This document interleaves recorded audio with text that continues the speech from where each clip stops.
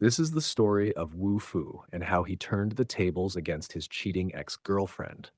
After losing his life in a battle with powerful celestial beings, Wu Fu is thrust back in time to his university days, right when his life took a dark turn. Betrayed by his girlfriend and nearly beaten to death by her wealthy lover's bodyguards, his world seemed shattered. In this video, we witness how Wu Fu shatters the expectations of those who once called him trash, outsmarts his hateful and jealous ex at every turn, who relentlessly tried to tear him down, and how he gets an overpowered sword. Let's find out how it all started. Our story kicks off with our MC waking up abruptly, hand gripping the sheets, clearly disoriented. He glances around, confusion etched on his face as he processes the unfamiliar, yet oddly familiar surroundings. What's going on? I'm still alive, he mutters to himself. The MC's shock deepens as he looks around and realizes, no, this place is my university dorm. He's back in his younger days, staring at the familiar surroundings in disbelief. A rush of emotions hits him: surprise, confusion, and maybe, just maybe, a chance to rewrite his past. The MC slowly realizes that he hasn't died, but has instead been reborn. As he takes stock of his situation, he notices the numerous injuries on his body, which adds to his confusion. His shock deepens when he discovers that all his spiritual energy and thousands of years of cultivation have vanished. This loss stirs a mix of anger within him as he starts to grasp the full extent of the situation. Wu Fu recalls how he reached the Supreme Sword Venerable realm, only to be ambushed by Yunjie Ding's experts as he attempted to advance to the God King realm. The fierce battle drained his strength, leaving him filled with exhaustion and hatred as his enemies overwhelmed him. Wu Fu comes to the startling realization that the intense power of the battle likely tore through the very fabric of space, flinging him back to his days at Yunhai University. He silently vows that when the time comes to confront Yunjie Ding again, it will be the final chapter in their story. As Wu Fu processes his situation, he is suddenly interrupted by a familiar presence. The door opens to reveal a woman, her demeanor calm yet sharp as she adjusts her glasses. The sunlight streaming in highlights her composed and confident aura. She gazes at Wu Fu, slightly surprised to see him awake so soon. Her appearance suggests she knows. Wu Fu recognizes the woman as Li Meng Yao, and suddenly remembers why his body was injured at this point in time. Li Meng Yao, with a calm and detached demeanor, announces that since they've already broken up, she's returning all his belongings. She casually tosses the items he bought her back to him, signaling the cold end of their relationship, while Wu Fu begins to process the situation. Wu Fu recalls the painful memory that led to his injuries. He had gone to confront Li Mengyao about their breakup, only to be humiliated in front of a crowd. This confrontation escalated further when he inadvertently offended He Tianhao, a powerful figure. He Tianhao, knowing Wu Fu's father worked for his own father's company, used his influence to have Wu Fu's father dismissed from his job. This series of events left Wu Fu not only physically beaten, but also burdened with the fallout of his actions on his family. As Wu Fu asks her if she is done, Li Mengyao gets angry about how uncaring and calm he is. Li Mengyao confronts Wu Fu with a sharp tone, questioning his actions. She criticizes him for daring to offend someone as powerful as He Tianhao while being in such a weakened state. Her words are harsh, urging Wu Fu to take a hard look at himself and realize the gravity of his situation. Li Mengyao coldly delivers an ultimatum from He Tianhao. Wu Fu and his father must kneel and apologize if they wish to keep his father's job at the company. She reminds Wu Fu that his entire family is dependent on his father's meager income from cleaning toilets. As she speaks, Wu Fu reflects on his past feelings for her, acknowledging that he must have really liked her at one point. However, he now realizes how far removed he is from those emotions, feeling nothing but detachment as he prepares to face the present situation. Wu Fu firmly stands his ground, declaring that men don't kneel so easily and refusing to go along with He Tianhao's demands. Li Mengyao, clearly frustrated, questions why Wu Fu is still acting tough despite his vulnerable position. Wu Fu, however, remains resolute and instructs her to tell He Tianhao that he will face him whenever necessary, showing that his spirit is far from broken despite the circumstances. Li Mengyao, clearly fed up, angrily tells Wu Fu that she only came to warn him out of their past relationship, but since he refuses to heed her advice, he might as well go die. She slams the door behind her as she leaves, her frustration evident. Wu Fu, left alone, resolves that before he confronts He Tianhao, he needs to fully recover from his injuries and regain his strength. Wu Fu realizes that he still retains all the cultivation techniques in his mind. He decides that the most suitable technique for his current situation is the One Vine Hell's Qi refinement art. Confident that it's only a matter of time before he enters the Qi refinement realm, Wu Fu begins to heal his injuries using the technique, focusing on regaining his strength. As Wu Fu begins the process of healing his injuries using the cultivation technique, a powerful surge of energy manifests around him. Suddenly, a sword materializes above him, surrounded by a brilliant aura of sword qi. Shocked, Wu Fu realizes that his cultivation has not only begun healing him, but has also summoned this formidable sword qi, something far beyond his expectations. As the sword chi materializes, Wu Fu is astonished to see his star sword appear before him, surrounded by a radiant aura. He recognizes it as a divine weapon, far too powerful for his current level in the Qi refinement realm. Concerned that such a powerful weapon could attract unwanted attention from other cultivators, Wu Fu is both relieved and surprised that the sword wasn't seized by others. Suddenly, he felt like something was wrong with the sword. Wu Fu watches as his star sword shatters into pieces, leaving only the hilt intact. He realizes that the sword has suffered a severe injury, much like himself. As he begins to absorb the surrounding energy, he feels his own injuries starting to heal. With some of his strength restored, Wu Fu decides to test his current power, now aware of the immense challenge ahead. Wu Fu, determined to test his newfound strength, decides to try out his abilities in the room. As he channels his energy, his eyes glow with intense focus. He unleashes the sword chi, and the power surges around him in a fierce wave. His simple martial technique has cut through the wall with ease, leaving a deep, jagged scar. Impressed by the sharpness of the sword chi, he smirks to himself, thinking about the demands for his apology. With a sinister grin, he mutters to himself, "Apologize? I am waiting," clearly relishing the power he now wields and the upcoming confrontation with He Tianhao. In a tranquil garden, Wu Fu is perched on a tree branch, deep in meditation. His focus is intense as he channels this energy, a clear sign that he's continuing his cultivation. Leaping gracefully from the tree as powerful energy surges around him, he notices a limitation. While the spiritual energy on Earth is sufficient for him to cultivate up to the Qi refinement stage, the Qi density here is too low for him to advance any further. As Wu Fu remains hidden, a group of people arrives in the garden, calling out his name. One of them, a rather concerned-looking young man, mentions that Wu Fu often comes to this spot, but it appears that he has already left for the day. The young man suggests returning tomorrow, promising that he will definitely find Wu Fu for them. A group of rough-looking delinquents confronts Wang Meng, clearly irritated and suspecting that he's messing with them. As they grow more aggressive, Wu Fu watches from his hidden spot, recognizing Wang Meng as his old university dorm mate. He reflects on how Wang Meng was his only friend on Earth in his previous life. Wang Meng tries to reason with the delinquents, explaining that Wu Fu has just recovered from his injuries and offering to plead with Brother Hao on Wu Fu's behalf. However, the red-haired delinquent dismisses his plea, accusing Wu Fu of digging his own grave by acting tough and warning that begging won't work this time. In a sudden outburst of aggression, one of the delinquents punches Wang Meng, knocking him to the ground. The situation escalates as Wang Meng's small dog starts growling at the red-haired delinquent, trying to defend its owner. The delinquent, clearly annoyed by the dog's attitude, pulls out a weapon and mocks the dog, calling it a smug mongrel.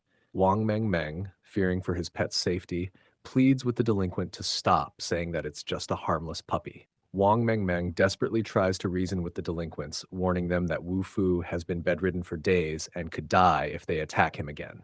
However, the red-haired leader, convinced that they've been tricked, orders his men to go after Wang Meng instead. The group immediately rushes toward him, one of them grinning menacingly as he throws a punch at the defenseless Wang Meng. As the delinquent swings his fist towards Wang Meng, he's suddenly stopped in his tracks. Wu Fu intercepts the punch with a powerful grip, his sudden appearance catching the attacker completely off guard. Wu Fu swiftly counters the attack, landing a powerful kick to the delinquent's face, sending him flying through the air. The sheer force of the blow leaves the attacker bloodied and helpless as he soars backwards. Wu Fu stands firm, his fist glowing with a faint blue light, as he warns the delinquents to leave before he gets angry. Wang Meng Meng, shocked and worried about Wu Fu's sudden appearance, shouts in panic, telling him to run. But Wu Fu, calm and confident, reassures his friend that it's the delinquents who should be worried about running. Furious that Wu Fu injured his brother, one of the delinquents orders the group to attack and beat him to death. As they charge, Wang Meng Meng's panic grows, urging Wu Fu once again to flee. Yet, Wu Fu remains unfazed. As one of the delinquents rushes in with a knife intent on stabbing him, Wu Fu effortlessly catches the attacker's arm mid-strike and delivers a crushing punch to the delinquent's face, sending him sprawling to the ground, unconscious. The other delinquents are left in shock, perhaps wondering if they've stumbled into a UFC match rather than a street brawl. Wang Mengmeng can barely contain his excitement, praising Wu Fu's incredible strength. The delinquents, now realizing they've bitten off more than they can chew, regroup to launch another attack, determined to take him down. Wu Fu lands a devastating punch on one of the delinquents, sending him flying. The remaining attackers hesitate, their confidence shaken. One of them stares in disbelief as Wu Fu channels his qi, glowing with energy that clearly wasn't there just a few days ago. Wu Fu reminds them that the past is in the past, he's no longer the weakling they once knew. As Wu Fu launches his attack, the delinquent can only watch in horror. Suddenly, after the strike, the delinquent feels his hair falling. Wu Fu's precise chi attack humiliates him by cutting off a chunk of his hair. As Wang Mengmeng stifles his laughter, the delinquent is left fuming, vowing to remember this embarrassment. Wu Fu coolly reminds him that he's being let go, but even then, the delinquent is reluctant to flee. As the defeated group limps away, Wu Fu and Wang Mengmeng stand back, observing the aftermath. Just as they begin to relax, Wang Mengmeng's dog starts growling towards the woods. Suddenly, a leaf comes slicing through the air with deadly precision. Wu Fu's instincts kick in as he feels the danger approaching. The leaf, moving with alarming speed, embeds itself into a tree with enough force to splinter the wood. Narrowing his eyes, Wu Fu realizes this isn't just a random occurrence. Someone or something has targeted him. He turns around and sees a man. The mysterious man steps forward, cracking his knuckles with a calm yet intimidating presence. He calls out, reprimanding him, "Little brother, bullying the weak is not a skill." Clearly, he's ready to challenge Wu Fu to a fight. The man tells the delinquents to leave Wu Fu to him and get lost, not knowing that Wu Fu had already let them go. Wang Meng Meng can't help but notice that somehow they've ended up looking like the villains in this situation. With a calm tone, Wu Fu advises them to leave while they still can, adding that there's no shame in knowing when to walk away from a fight you can't win. Wang Meng Meng, holding the dog, urges Wu Fu to stay safe. Holding the dog, Wang Meng Meng takes his leave. The older man questions Wu Fu's decision to engage with ordinary people, implying it's beneath a cultivator like him. Wu Fu, however, smirks and clarifies that it was the others who sought him out and caused the trouble, not the other way around. The older man, confident in his chi refinement strength, questions whether someone of Wu Fu's caliber should be concerned with ordinary people. He clenches his fist, igniting it with fiery chi, and swiftly strikes at Wu Fu. With quick reflexes, Wu Fu channels a mysterious energy, sending the man reeling back. The man realizes that this is not just the power of chi refinement, it's something much greater. As the man prepares to continue the fight, he suddenly clutches his chest in pain, realizing that something is wrong internally. It's not Wu Fu causing this.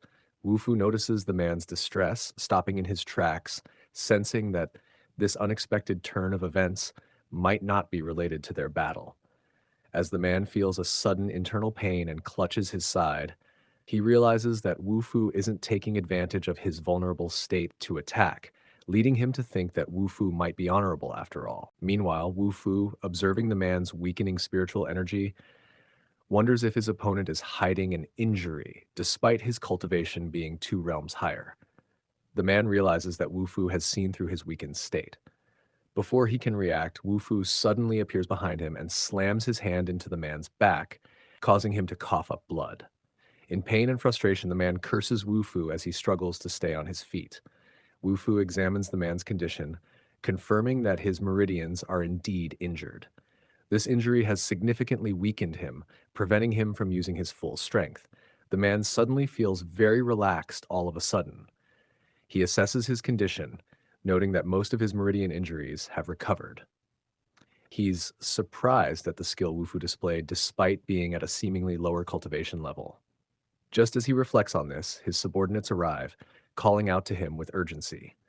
One of the subordinates notices blood on their boss's lips and immediately jumps to the conclusion that Wu Fu is responsible. They shout for their comrades to grab Wu Fu, but Wu Fu, maintaining his composure, feigns surprise and innocence, pointing to himself and asking if they meant him. Wu Fu realizes the situation is turning against him as the subordinates begin to surround him, recognizing him as a cultivator. One of them pulls out a gun, clearly underestimating the threat that Wu Fu poses. As the subordinate fires his gun, Wu Fu's incredible speed allows him to dodge the bullet effortlessly. The shooter is left in shock, realizing that Wu Fu is not only fast, but also possesses the ability to evade gunfire, a feat that leaves him in awe and disbelief. The boss, clearly angered by the sudden gunfire, orders his subordinates to stop and get away from Wu Fu. Furious at the disobedience, he slaps one of them, demanding to know who gave the order to open fire, as Wu Fu watches the scene unfold. Realizing his mistake, the boss humbly apologizes to Wu Fu, acknowledging that he misunderstood the situation. He expresses his gratitude to Wu Fu for healing his injuries, showing a respectful gesture to emphasize his sincerity. The boss, now fully aware of the situation, expresses his gratitude to Wu Fu for healing his injuries. His subordinates are surprised by his humble demeanor. Wu Fu clarifies that he saw no malice in the boss's actions. He subtly warns that if there had been any, the situation would have ended quite differently. The boss tries to laugh off Wu Fu's comment, thinking it's a joke, but Wu Fu's serious expression quickly wipes away any humor. The boss begins to doubt what he knows about Wu Fu, realizing that there's more to him than meets the eye. He starts to question if Wu Fu really is just a simple qi refinement cultivator. The boss reveals that his daughter suffers from the same meridian blockage that has plagued him for years. He hopes Wu Fu might be able to help. However, one of the subordinates is skeptical, arguing that even a powerful Taoist couldn't cure this ailment. So, how could Wu Fu, a qi refinement cultivator, possibly succeed? The subordinate grows increasingly agitated, accusing Wu Fu of being a fraud and questioning his qualifications. The boss slaps his subordinate, demanding to know whether he thinks he's the boss. He scolds the subordinate for his growing arrogance and inability to recognize true expertise, leaving the subordinate humiliated.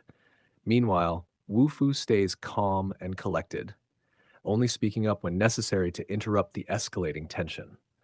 The boss apologizes to Wu Fu for his earlier outburst, trying to smooth things over after slapping his subordinate.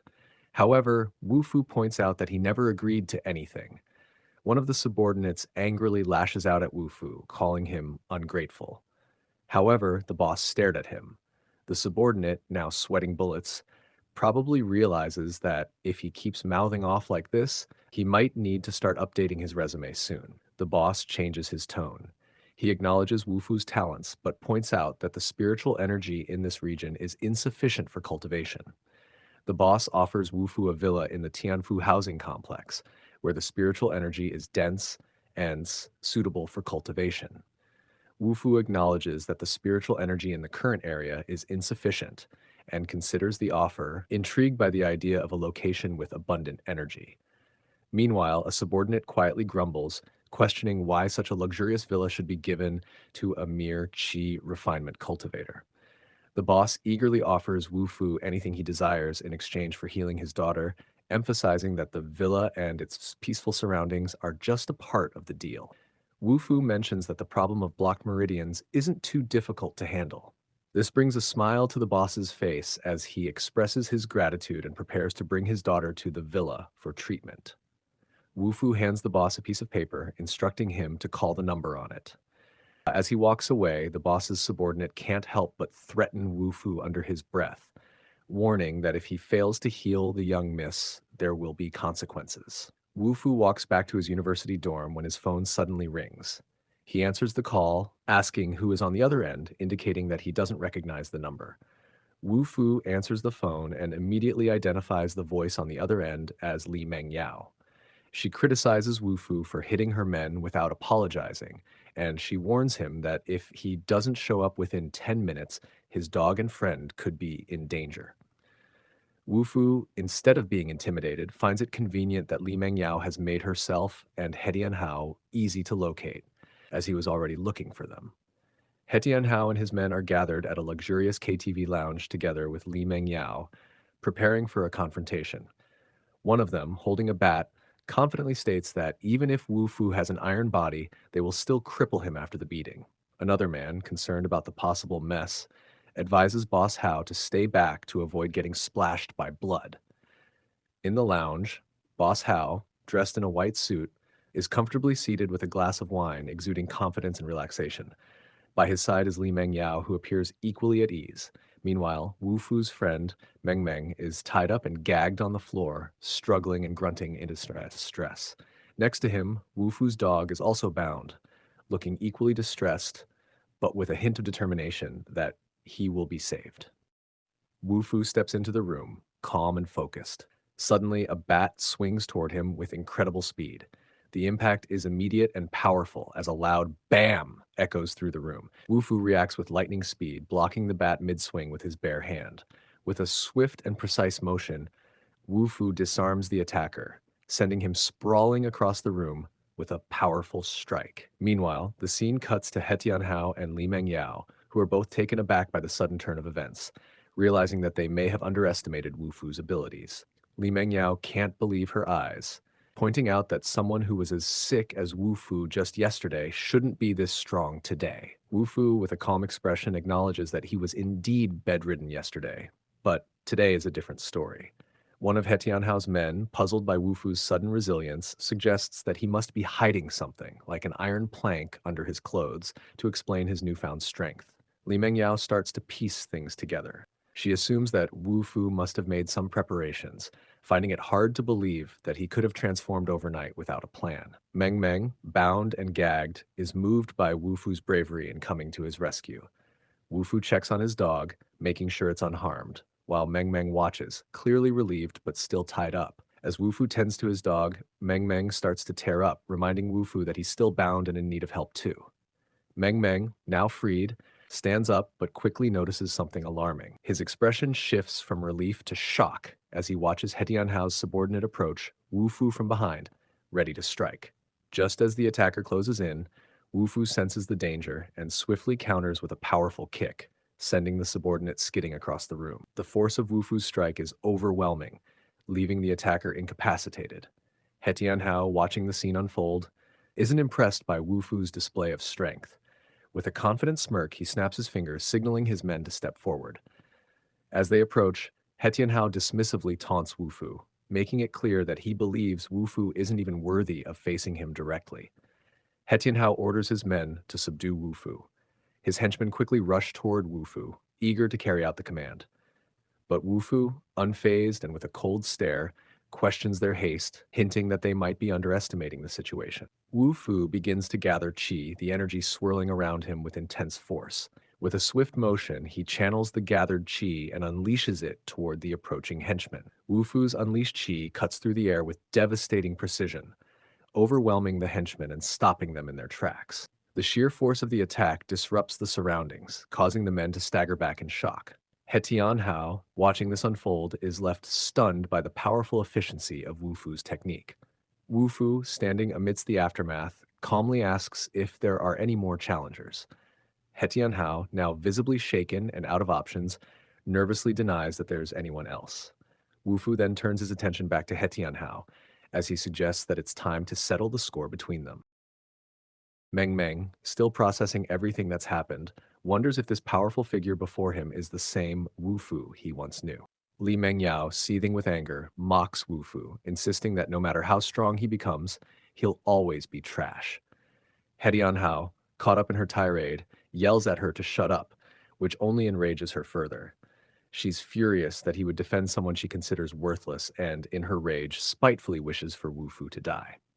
As Li Mengyao and He Tianhao reel back in shock, the situation gets even more humiliating when Meng Meng's dog decides it's the perfect moment to relieve itself, right on Li Mengyao's leg.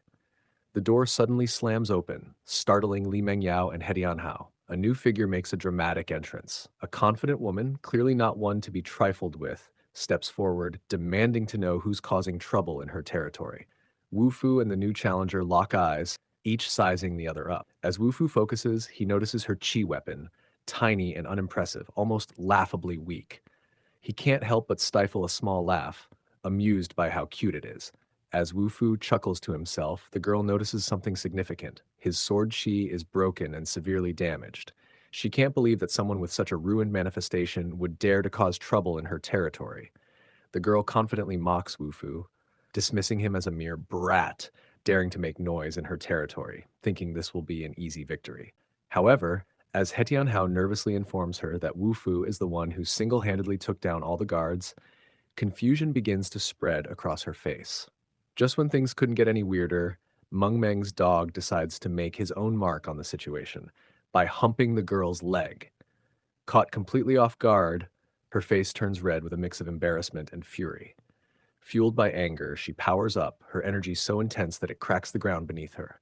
She launches herself at Wu Fu with incredible speed, her attack coming in fast and fierce. Wu Fu is momentarily taken aback. Wu Fu braces himself as the girl's attack blazes through the air. The girl's fiery attack strikes Wu Fu head on, but he manages to block it just in time. Wu Fu is slammed into the wall, which shatters from the intensity. Wu Fu struggles to block the powerful attack, feeling the weight of their difference in strength. He Tianhao and Li Mengyao watch in disbelief, surprised by Wu Fu's sudden surge of power. As Wu Fu braces himself, the girl launches another attack, determined to break his defense and questioning if he's already given up resisting. As the girl lunges forward with a powerful kick aimed directly at Wu Fu, he assesses her abilities, recognizing her talent. However, just as the kick is about to connect, Wu Fu told her that he can see her weakness. Suddenly, a loud slapping sound is heard. He Tianhao and Li Mengyao shiver in fear from what he has just done. Wu Fu doesn't look like he cares. Meng Meng said that he has now done it. He is definitely finished. The girl, now visibly frustrated and angry, it turns out the weakness Wu Fu was talking about was her behind. He slapped her butt really hard.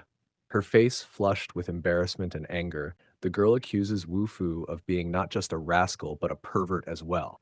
She gathers her strength, ready to land a powerful blow. But when she finally strikes, instead of a devastating hit, her punch lands softly on Wu Fu. The girl is suddenly shocked as she realizes that she can't use her spiritual energy anymore. She wonders if it has something to do with what just happened.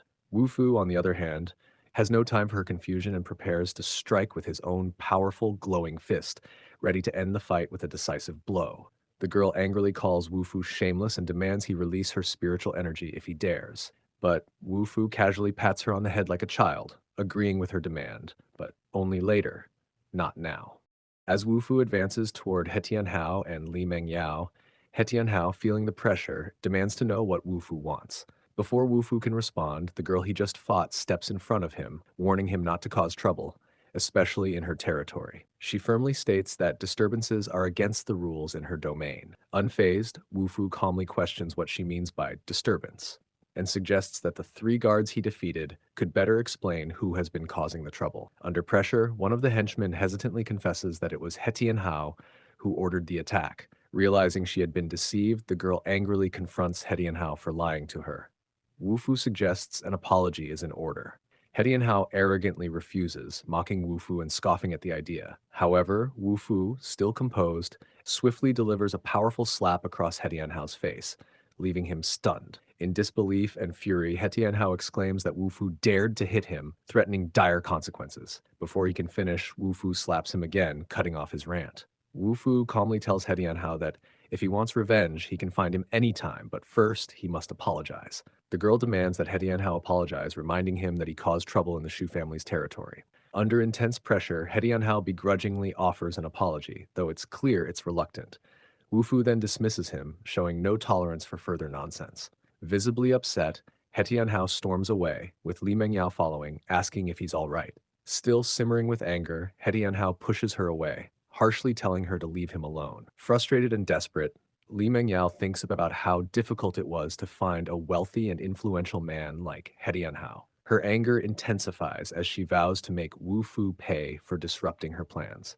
Meanwhile, Wu Fu sneezes unexpectedly, casually rubbing his nose, seemingly unconcerned about what just transpired. He nonchalantly waves goodbye to the girl, calling her Hammer Girl because of her chi weapon, and reminds her that they still have class before leaving the room. As he walks away, the girl realizes that Wu Fu hasn't lifted the seal he placed on her, which is preventing her from using her spiritual energy. She begins to feel her power slowly returning and watches him leave, puzzled by his apparent strength. She wonders if he is truly only at the chi refinement realm, given his ability to suppress her so easily. Recalling the embarrassing moment when Wu Fu playfully slapped her on the rear, her face flushes with a mix of anger and embarrassment. Meanwhile, Hetian Hao, still reeling from his encounter with Wu Fu, enters a room where his underlings immediately notice his bruises. They quickly question him about who dared to lay a hand on him, with a particularly fierce-looking subordinate, Brother Biao, stepping forward. Determined to reclaim his dignity, Hetian Hao asks Brother Biao to help him teach someone a painful lesson. Brother Biao, astonished, questions who would dare to bully Hetian Hao, especially given his formidable brother, Heitian Gang. Hetian Hao insists that Wu Fu is a nobody with no background, likely unaware of who he crossed. Frustration and anger are evident as Hetian demands that Brother Biao make Wu Fu suffer, ensuring he understands the consequences of crossing him. The scene shifts to a quiet and seemingly ordinary university where Wu Fu attends classes. As he walks through the hallways with a calm and composed demeanor, a few students are scattered about, some casually chatting, while others seem lost in thought. Wu Fu steps into the classroom, his presence going mostly unnoticed by his classmates. As he sits down, he reflects inwardly, reminding himself that his true enemies are ancient beings, and he must remain calm and patient in his path of cultivation. However, his presence doesn't go entirely unnoticed. A group of students confronts him, questioning his audacity to attend school after the recent events. Wu Fu calmly asserts that he is still a student and, naturally, should be in class. The atmosphere in the classroom becomes tense as the students warn him that he has crossed a line by offending Brother Tianwu, a well-known member of the basketball club. They try to intimidate Wu Fu, pointing out the potential consequences of his actions. Meanwhile, another student observes with frustration, noting that ever since Wu Fu showed up, there has been nothing but trouble in their class. Wu Fu remains composed as his classmates confront him about the consequences of his recent actions. When he asks what those consequences might be, the lead student smugly declares that Wu Fu and his entire class will be forced to compete against the school's basketball club. One of Wu Fu's classmates expresses frustration, questioning why Wu Fu involved them in his conflict with He Tianwu. Another student mocks Wu Fu, comparing his efforts to a mouse trying to smash a pot of porridge. The tension escalates as one student suggests that Wu Fu could prevent his classmates from being implicated by refusing the challenge. Yet the basketball club taunts him, daring him to accept the challenge, with one even questioning his bravery. Unfazed, Wu Fu confidently declares that basketball is very easy for him, signaling his readiness to take them on. One of the basketball players smirks and lays down the stakes. If Wu Fu's team loses, they must call the victor's father, in accordance with the old rules. Wu Fu coolly asks what happens if they lose. The player and his teammates laugh arrogantly, confident that they won't face defeat. However, they agree that if by some chance they do lose, they will follow the same rule and call Wu Fu father. As news spreads that Wu Fu has offended He Tianwu and is now being challenged by the basketball club, students start gathering to witness the impending match. Meanwhile, Meng Meng expresses doubt, suggesting they could simply admit defeat to avoid further humiliation. However, Wu Fu remains resolute, stating that the outcome is still uncertain and urging them not to give up too soon. As the basketball match draws closer, some spectators mockingly doubt Wu Fu's team's chances, dismissing them as a fat man and two dwarfs. Meanwhile, Zhou Shun, the president of the basketball club and the son of a school manager, makes his presence known. His popularity is evident as students chant his name, with one girl even calling him the man of her dreams. Confidently, Zhou Shun warns Wu Fu that he will lose badly, urging him to remember the name Zhou Shun as the crowd continues to fawn over him. The tension rises among the spectators. Some note that Zhou Shun, a close friend of He Tianwu, is now pitted against Wu Fu, who has offended both of them, leading many to believe this will end in Wu Fu's expulsion from school. As both teams take their positions, the rules are announced. The game will last for 30 minutes, and the team with the most points will win. The referee blows the whistle, and the ball is tossed into play. The game kicks off with Zhou Shun swiftly taking control of the ball and going for a layup. He confidently leaps toward the basket, and with a swift, precise move, the ball sails smoothly through the hoop. His skillful play demonstrates his prowess on the court. Zhou Shun's successful three-point shot quickly puts his team in the lead, with the score now 3-0. The crowd chants his name, boosting his confidence. Meanwhile, Meng Meng expresses his frustration to Wu Fu, pointing out that the game feels rigged from the start, with the referee seemingly favoring Zhou Shun by giving him the ball. But Wu Fu remains calm, noting that the game has just begun. With a sharp and focused gaze, Wu Fu surveys the court as the opposing team charges toward him. Zhou Shun drives the ball forward with his teammates backing him up. As Zhou Shun drives hard toward the basket, Wu Fu anticipates his move and steps in to stop him. Zhou Shun tries to maneuver around Wu Fu but quickly realizes he's in trouble. Wu Fu intercepts the ball, knocking it away from Zhou Shun's grasp, shifting the momentum of the game. Zhou Shun is taken aback by Wu Fu's sudden burst of speed, realizing just how fast he is. In a panic, Zhou Shun shouts for his teammates to stop Wu Fu as he races down the court with the ball. Wu Fu expertly maneuvers past the opposing players, keeping the ball close as he evades their attempts to stop him. With remarkable agility, he leaps into the air, completely outmaneuvering his defenders. In a powerful and decisive move, Wu Fu executes a powerful dunk, leaving the spectators in awe. The crowd watches in disbelief, amazed by his sudden burst of speed and skill. Wu Fu continues to dominate the game, sinking shot after shot with precision. His exceptional performance on the court puts his team in the lead, with the score now at 2017. As the opposing team gets the ball, Zhou Shun, now frustrated and under pressure, makes a desperate attempt to regain control of the game, cursing under his breath as he tries to keep up. Determined to close the gap, Zhou Shun confidently takes his shot, thinking to himself that even from this position, he can still score. However, just as the ball leaves his hand, Wu Fu leaps into the air and blocks the shot, leaving the onlookers in awe as they repeatedly murmur in amazement at his skill. The spectators are in disbelief, astonished that the highly regarded basketball club is being thoroughly defeated.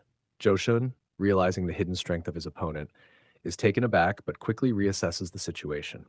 He exchanges a glance with another opponent in a blue shirt, subtly signaling him to betray Wu Fu. The other guy nods, showing that he has secretly switched sides.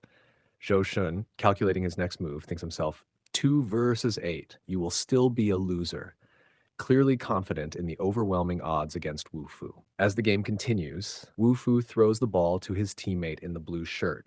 However, in a shocking twist, the blue-shirted player intentionally steps aside, allowing the red-shirted opponent to intercept the ball, betraying Wu Fu in the process. The red-shirted player quickly throws the ball to Zhou Shun. Wu Fu, now realizing the betrayal and the strategy unfolding against him, starts to react, but it's clear the opposing team is coordinating their moves to outmaneuver him. Zhou Shun, now in possession of the ball, takes the shot with precision, sending it toward the basket. The ball arcs through the air and successfully sinks into the hoop, scoring a point. Meanwhile, Wu Fu, observing the play, begins to piece together the strategy and intentions behind his opponent's actions. Zhou Shun, now firmly in control, challenges Wu Fu to show his skills, confident that the odds are stacked against him. Spectators on the sidelines comment on the hopeless situation, noting the overwhelming numbers against Wu Fu. The game continues with blatant cheating from the opposing team, making it clear that they're determined to secure a win by any means necessary. As the game progresses, the entire opposing team surrounds Wu Fu, trying to trap him with their superior numbers. Zhou Shun mocks Wu Fu, making it clear that he still believes he has the upper hand in this game. Zhou Shun confidently moves forward with the ball. He swiftly runs past Wu Fu with the help of the blue-shirted player who blocks Wu Fu's path.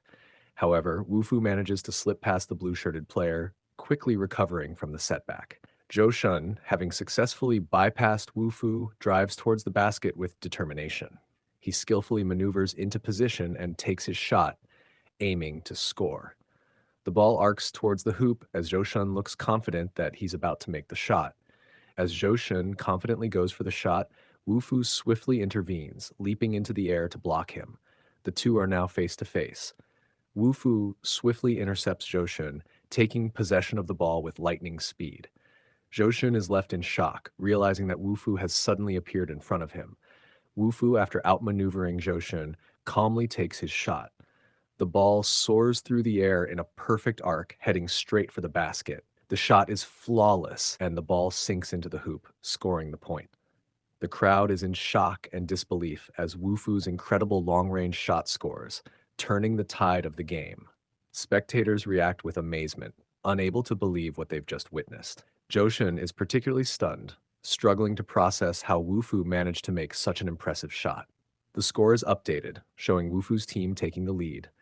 As the game intensifies, Zhou Shun commands three of his teammates to block Wufu, determined to prevent him from making any more plays. However, Wufu, with a confident smirk, challenges them, questioning whether they truly believe they can stop him. The crowd is in a frenzy, shouting encouragement for Wufu, desperate for him to make a move and change the outcome of the game. Wufu, with sheer determination, is rapidly catching up, closing the distance with incredible speed. However, Zhou Zhun, with a calm and focused demeanor, is already poised to take the shot, confident that it's too late for Wu Fu to stop him. Wu Fu, moving with lightning speed, suddenly slaps the ball out of Zhou Shun's hands just as he was about to take the shot. Zhou Shun, caught completely off guard, looks on in shock as the ball is sent flying out of his control. The crowd erupts in cheers, urging Wu Fu on as he makes a spectacular recovery. He quickly catches the ball after his successful block, and without wasting a moment, he positions himself for a powerful throw across the court. The tension is palpable as the ball soars through the air, heading towards the basket. As it swishes through the net, the crowd erupts in cheers, celebrating the incredible shot. The scoreboard now reflects Wu Fu's success, leading to surprised murmurs among the spectators. They begin to question how a player they previously dismissed as a waste could be so powerful, wondering aloud if two players really could beat a team of 8. Zhou Shun, clearly enraged by his loss, clenches his fists in frustration, vowing to make Wu Fu pay for the humiliation he feels. Zhou Shun's teammate in the blue shirt suggests that they should just leave, trying to defuse the situation. However, Meng Meng steps in, reminding them of the deal they made before the game. He asks if they plan to walk away without fulfilling their end of the bargain. One of Zhou Shun's men taunts Wu Fu, questioning if he's looking to stir up more trouble by demanding Zhou Shun to call him father, as per the deal. Wu Fu, unfazed, responds with a sharp retort, stating that he doesn't recognize an unfilial son. Zhou Shun's crew loses their temper, yelling at Wu Fu and accusing him of looking for death. The confrontation quickly turns physical as one of Zhou Shun's men throws a powerful punch. However, Wu Fu deftly dodges the attack with impressive speed, swiftly countering the assault. Wu Fu delivers a powerful kick to his opponent's chin, the impact of which is explosive. Wu Fu's kick sends the red-shirted opponent crashing into his comrades, knocking them all down like dominoes. The sheer force of the impact leaves the crowd stunned, with some spectators initially mistaking the scene for a fight. Zhou Shun, who witnessed the event, clenches his jaw in frustration, realizing the overwhelming strength of Wu Fu's counterattack. Wu Fu quickly approaches Zhou Shun with surprising speed, closing the distance between them almost instantly. Zhou Shun, realizing he can't escape, tries to retreat, but Wu Fu effortlessly catches up to him, grabbing his arm and preventing him from getting away. Wu Fu calmly reminds Zhou Shun about the bet, stating that running away after losing isn't an option. The strength in Wu Fu's grip leaves Zhou Shun stunned, realizing just how powerful Wu Fu truly is. Wu Fu tightens his grip, causing Zhou Shun to wince in pain. The crowd around them starts to chant, urging Zhou Shun to fulfill the bet and call Wu Fu father. Zhou Shun struggles to endure the pain, seething with anger and vowing that Wu Fu will regret this. Wu Fu tightens his grip even further, causing Zhou Shun to cry out in pain. With a cold, determined look, Wu Fu asks calmly, "Are you ready to call me your father?" Through gritted teeth, with a voice filled with anger and humiliation, Zhou Shun calls out, "Father!" The words echo in the air, marking his defeat and the completion of the bet. As Wu Fu releases him and begins to walk away, he makes it clear that he considers Zhou Shun a useless son. Zhou Shun, overwhelmed by the shame, kneels on the ground, unable to fight back or even respond. Meng Meng approaches, expressing concern about the connections Tianwu and Zhou have at school, advising Wu Fu to be cautious of their potential revenge. Wu Fu, however, remains calm and resolute, showing no fear of any retribution. Later, it seems Wu Fu is back in a more private space, possibly his room, where he begins to channel his energy, surrounded by a glowing aura. His dog looks on with a puzzled expression as Wu Fu continues his meditation. He focuses on the principles of nine meditation, a technique divided into 3 types that correspond to different levels of mastery within the gasification environments. His concentration deepens as he realizes the importance of finding a location with a strong aura to successfully break through the initial stage of refining. Wu Fu is interrupted by Meng Meng, who eagerly announces an upcoming outdoor camp organized by their class. The camp is set near Tianfu Haoyuan, a picturesque location surrounded by mountains and water, offering a perfect environment for relaxation. Meng Meng tries to entice Wu Fu further by mentioning that the camp will feature beautiful women. Wu Fu's interest is piqued when Meng Meng mentions Tianfu Haoyuan. Meng Meng explains that Tianfu Haoyuan is a popular gathering place for the wealthy people of Yunhai City, making it a famous and desirable location. As Meng Meng continues to talk, Wu Fu becomes more thoughtful, realizing that this place might offer the strong aura he needs to break through the initial stage of his refining process. The idea of utilizing this trip for his cultivation starts to form in Wu Fu's mind. After considering the benefits, Wu Fu decisively agrees to join the camp, seeing it as an opportunity to further his cultivation. Meng Meng is thrilled at Wu Fu's decision and eagerly offers to handle the registration. Wu Fu, with a subtle smile, acknowledges Meng Meng's enthusiasm and mentions that he has some business to attend to at the camp. The following day, the class sets off on their camping trip. The bus winds through the scenic mountain roads, surrounded by lush greenery and the serenity of nature. Tensions rise on the bus as students gossip about Wu Fu and Meng Meng joining the trip. Meng Yao dismisses her ex-boyfriend Wu Fu, who apparently offended Hedian Hao and beat Zhou Shun, as someone unworthy of her. Wu Fu tells Meng Meng to ignore them. Meng Yao silently vows that Hedian Hao will make Wu Fu suffer greatly during the trip. As the bus passes by a luxurious mansion in Yunhai City, the students are in awe of its grandeur. Wu Fu, however, calmly asks the driver to stop the bus, signaling that he intends to get off. As Wu Fu prepares to get off the bus, Meng Meng reminds him that they haven't reached their destination yet. Wu Fu explains that a friend has asked him to stop by Tianfu Haoyuan first and tells them to go ahead without him, promising to catch up later. Meanwhile, others on the bus laugh, and Meng Yao dismissively comments that Wu Fu likes to act tough, even though she believes he is a nobody. As Wu Fu steps off the bus, one of the students mocks Meng Meng, saying his friend likes to act tough. Another student warns Wu Fu not to get lost on his way to Tianfu Haoyuan, implying it's far from the camp. Meng Meng, irritated by their remarks, thinks to himself about how those dog eyes always look down on others, clearly frustrated with their attitudes. Wu Fu receives a call from Shu Yin Shan, the boss he previously met. Answering the phone, Wu Fu simply states, "I'm here."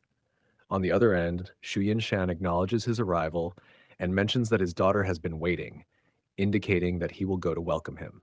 Wu Fu follows the guide into the mansion, immediately sensing the thick spiritual energy in the area. He realizes that the concentration of this energy is perfect for his training needs. As Wu Fu enters the mansion, he is introduced to the man's daughter. To his surprise, she is the same girl who had earlier accused him of being a pervert. Recognizing him immediately, she exclaims in shock, questioning how it could be him. Wu Fu remains calm, though slightly annoyed by the unexpected reunion. As Wu Fu and the girl stare at each other, she wonders if he is the master her father has been talking about, while Wu Fu acknowledges that she must be the person Shu Yin Shan mentioned. Wu Fu tells her not to look for anyone else, confirming that he is indeed the one she's looking for. As Wu Fu calmly states that he's here to cure her, the girl puts up her guard, questioning how a mere cultivator at the Qi realm could possibly cure her. Her father insists that Wu Fu's abilities are far beyond what they seem, warning her not to judge a book by its cover. A subordinate informs Shu Yin Shan that the medicinal ingredients have been prepared. Shu Yin Shan tells Wu Fu that he went ahead and prepared some medicinal ingredients, even though Wu Fu hadn't asked for them. Wu Fu acknowledges the cultivation materials Shu Yin Shan prepared, noting their high quality. The daughter, however, remains doubtful and accuses Wu Fu of being both a pervert and a fraud, daring him to prove he can actually cure her. Wu Fu clarifies that they aren't needed to treat Su Yinshan's daughter, as her condition is not serious. Su Yinshan's daughter remains skeptical of Wu Fu's abilities, pointing out that even a grandmaster hired by her grandfather couldn't cure her. She criticizes Wu Fu for being overly confident despite being just a Qi realm cultivator. Meanwhile, one of Shu Yinshan's men warns him, suggesting that Wu Fu might be a con man trying to deceive them. Shu Yinshan begins to question whether his healing during his fight with Wu Fu was merely a coincidence. Meanwhile, Wu Fu calmly assesses the condition of Shu Yinshan's daughter, noting that her meridians have been blocked for many years, a problem that not a primordial spirit grandmaster or an expert could solve. As Wu Fu begins his treatment, he reveals his true strength, stating that he is not just any cultivator, but a divine retribution venerable expert. The power of his cultivation is visually overwhelming as energy surges through the air, and he touches her chest while pumping qi into it. The treatment causes a visible and intense reaction in Shu Yinshan's daughter's face. Shu Yinshan, witnessing the intense effects on his daughter, Qing Qing, becomes enraged. His anger fuels a fierce aura, signaling that he is ready to attack if necessary. Meanwhile, his subordinate, gun in hand, threatens Wu Fu, perceiving this as an overstep or a direct threat to Qing Qing's life. Shu Yinshan's voice cuts through the tension, sharp and demanding. Just what are you planning? Qing Qing suddenly begins to cough violently, a bit of blood spilling from her mouth, blocking her throat. But as the episode subsides, something incredible happens. She feels a rapid surge in her spiritual energy, rising at an astonishing pace. The realization hits her hard, and with a mix of disbelief and excitement, she exclaims, "No way, I have healed." Her voice trembles, heavy with the weight of years of frustration, now replaced by pure, overwhelming happiness. After witnessing Wu Fu successfully treat his daughter, Shu Yinshan is struck with a deep sense of respect. He immediately orders his men to lower their weapons, realizing the grave mistake they had made earlier. Acknowledging Wu Fu's incredible capabilities, Shu Yinshan inquires about his master, assuming that such extraordinary skills must have been taught by someone immensely powerful. Wu Fu, reflecting on his past life, remembers how his master saved him when his life was in dire danger. He then cryptically adds that his master has not yet come to Earth, leaving Xianshan and his daughter puzzled. Xianshan laughs awkwardly, admitting that Wu Fu doesn't need to explain if he doesn't want to. Qing King, holding up the dog, jokingly suggests that if Wu Fu's master isn't on Earth, perhaps he's an alien. Xianshan hands over the keys to the house as promised, telling Wu Fu that if he ever faces any issues, he can seek him out since he still has connections in Yunhai City. Qing Qing, however, expresses her fondness for the house, suggesting that if her father wants to give something away, he should consider giving away other properties instead. Her father gently scolds her for being immature. The scene transitions to Tianfu Haoyuan Country Parks, where two young women are laughing and enjoying themselves. Watching them from a bench, Meng Meng chuckles to himself, thinking about how wonderful it is to be young. As Meng Meng continues to sit on the bench, two girls notice him staring at them. Feeling uncomfortable, one of them asks if the fatty is staring directly at them. They quickly decide to leave, feeling uneasy under his gaze. Meanwhile, Meng Meng, lost in his own thoughts, suddenly realizes that Brother Fu is late and starts to worry if he might have gotten lost. As Meng Meng sits on the bench, he suddenly notices Xiao Ha, his dog, causing a bit of trouble by licking someone and knocking over their belongings. As Xiaoha realizes the commotion he's caused, he starts to run away, with an angry girl chasing after him. Xiaoha dashes towards Wu Fu, seeking refuge after causing trouble. Wu Fu picks him up and immediately apologizes to the girl, offering to pay for anything Xiaoha has damaged. The girl, still angry, tells him that the items Xiaoha broke are so expensive that even if she sold him, it wouldn't be enough to cover the cost. The girls mockingly suggest that Wu Fu must be a rich man since he has a friend living in Tianfu Haoyuan, sarcastically implying that he wouldn't care about such trivial expenses. Their tone makes it clear they don't believe it, with some even speculating that he's just pretending to be wealthy by hanging around the area. As the girls continue to mock him, suggesting that Wu Fu might just be acting tough, Wu Fu casually starts helping himself to the food on the table. Meng Meng, feeling responsible for Xiaoha's earlier misbehavior, steps forward to apologize for the dog's actions. Wu Fu dismisses the situation, saying there's no need for further apology, as he's already apologized. Wu Fu calmly pulls out a stack of cash and asks if it's enough to cover the damages caused by Xiaoha. Upon seeing Wu Fu's actions, the crowd begins to speculate about his true wealth. While some are shocked and question whether he's truly rich, others, like Meng Yao, hold on to their doubts, convinced that he's just pretending to be someone he's not. Meng Yao dismissively tells the others to keep the money, eager to see how Wu Fu will manage without it, believing he's merely a poor imitator trying to appear tough. Wu Fu, after hearing what Meng Yao said, turned his focus directly to her. Without warning, he suddenly closes the distance between them, his gaze intense and unyielding. Meng Yao, clearly startled by his sudden approach, reacts nervously, unsure of what he intends. Wu Fu leans in close, his voice low and menacing as he whispers to Meng Yao, warning her that crossing him will not only lead to her downfall but also to the ruin of Hetian Hao. He sternly advises Meng Yao to watch her words. Meng Yao, taken aback but still defiant, tries to counter by promising that his arrogance will soon be crushed. As the weather takes a sudden turn, it looks like rain is on the way. Someone in the group comments on how unfortunate it is for the rain to start now, especially since the bus won't arrive until tomorrow morning. Meng Yao decides to take action and calls He Tian Hao, asking him to come and pick them up before the rain hits. Meng Yao asserts that He Tian Hao will arrive shortly with his car, though she mentions she can only take a few people with her. In contrast, Wu Fu offers a more inclusive solution, suggesting that everyone is welcome to seek shelter at his home in Tianfu Haoyuan if they don't mind. Meng Yao and the others laugh mockingly at the idea of Wu Fu owning a house at Tianfu Haoyuan, treating it as an absurd joke. Meng Yao even claims she would die of shock if it were true. Wu Fu, however, calmly confirms that he does indeed have the house, stating that people are welcome to come if they wish, but it doesn't bother him if they don't. As the clouds gather, hinting at the approaching rain, Meng Yao suggests they should go and see the house Wu Fu claimed to own at Tianfu Haoyuan. With nothing to lose, the group decides to follow her lead, just in case Wu Fu's bold claim turns out to be real. Moments later, they arrive at the grand entrance of his mansion in Tianfu Haoyuan, leaving everyone on edge with anticipation. As they approach the entrance, the guards came into view, causing a wave of anxiety among the group. Meng Yao couldn't resist taunting, confident that Wu Fu was about to embarrass himself. The others began to murmur, questioning whether it was wise to continue this farce, and some even suggested turning back. But Wu Fu, unfazed, simply asked, "Go back?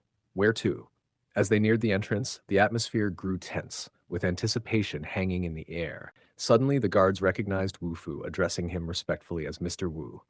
The group was stunned, jaws dropping in disbelief. Meng Yao, in particular, was shaken, struggling to comprehend how this could be happening. The guards then ushered them inside with the utmost courtesy, leaving everyone who had been mocking Wu Fu moments earlier utterly speechless. As they approached the mansion, Meng Meng couldn't hide his admiration, quietly exclaiming how amazing Wu Fu was for having such a grand place. As the group entered the mansion, awe and disbelief hung in the air. Meng Yao's frustration boiled over as she recalled how Wu Fu had once seemed like nothing more than a destitute, insignificant man. Yet here he was, the owner of a grand mansion, a reality she could never have imagined. Wu Fu calmly instructed everyone to enter, but just as they were about to proceed, he paused. The guard turned to him, asking if there was anything specific he wanted. Wu Fu pointed directly at Meng Yao, making it clear that while the rest of the group was welcome, she was not. His decisive gesture left her stunned. As Meng Yao was being escorted out, her emotions boiled over. She lashed out, cursing Wu Fu for not letting her in.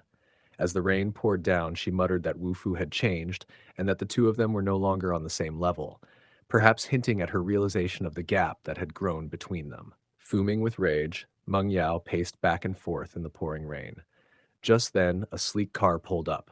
It was He Tian Hao. Meng Yao immediately rushed to him and got inside, demanding action against Wu Fu.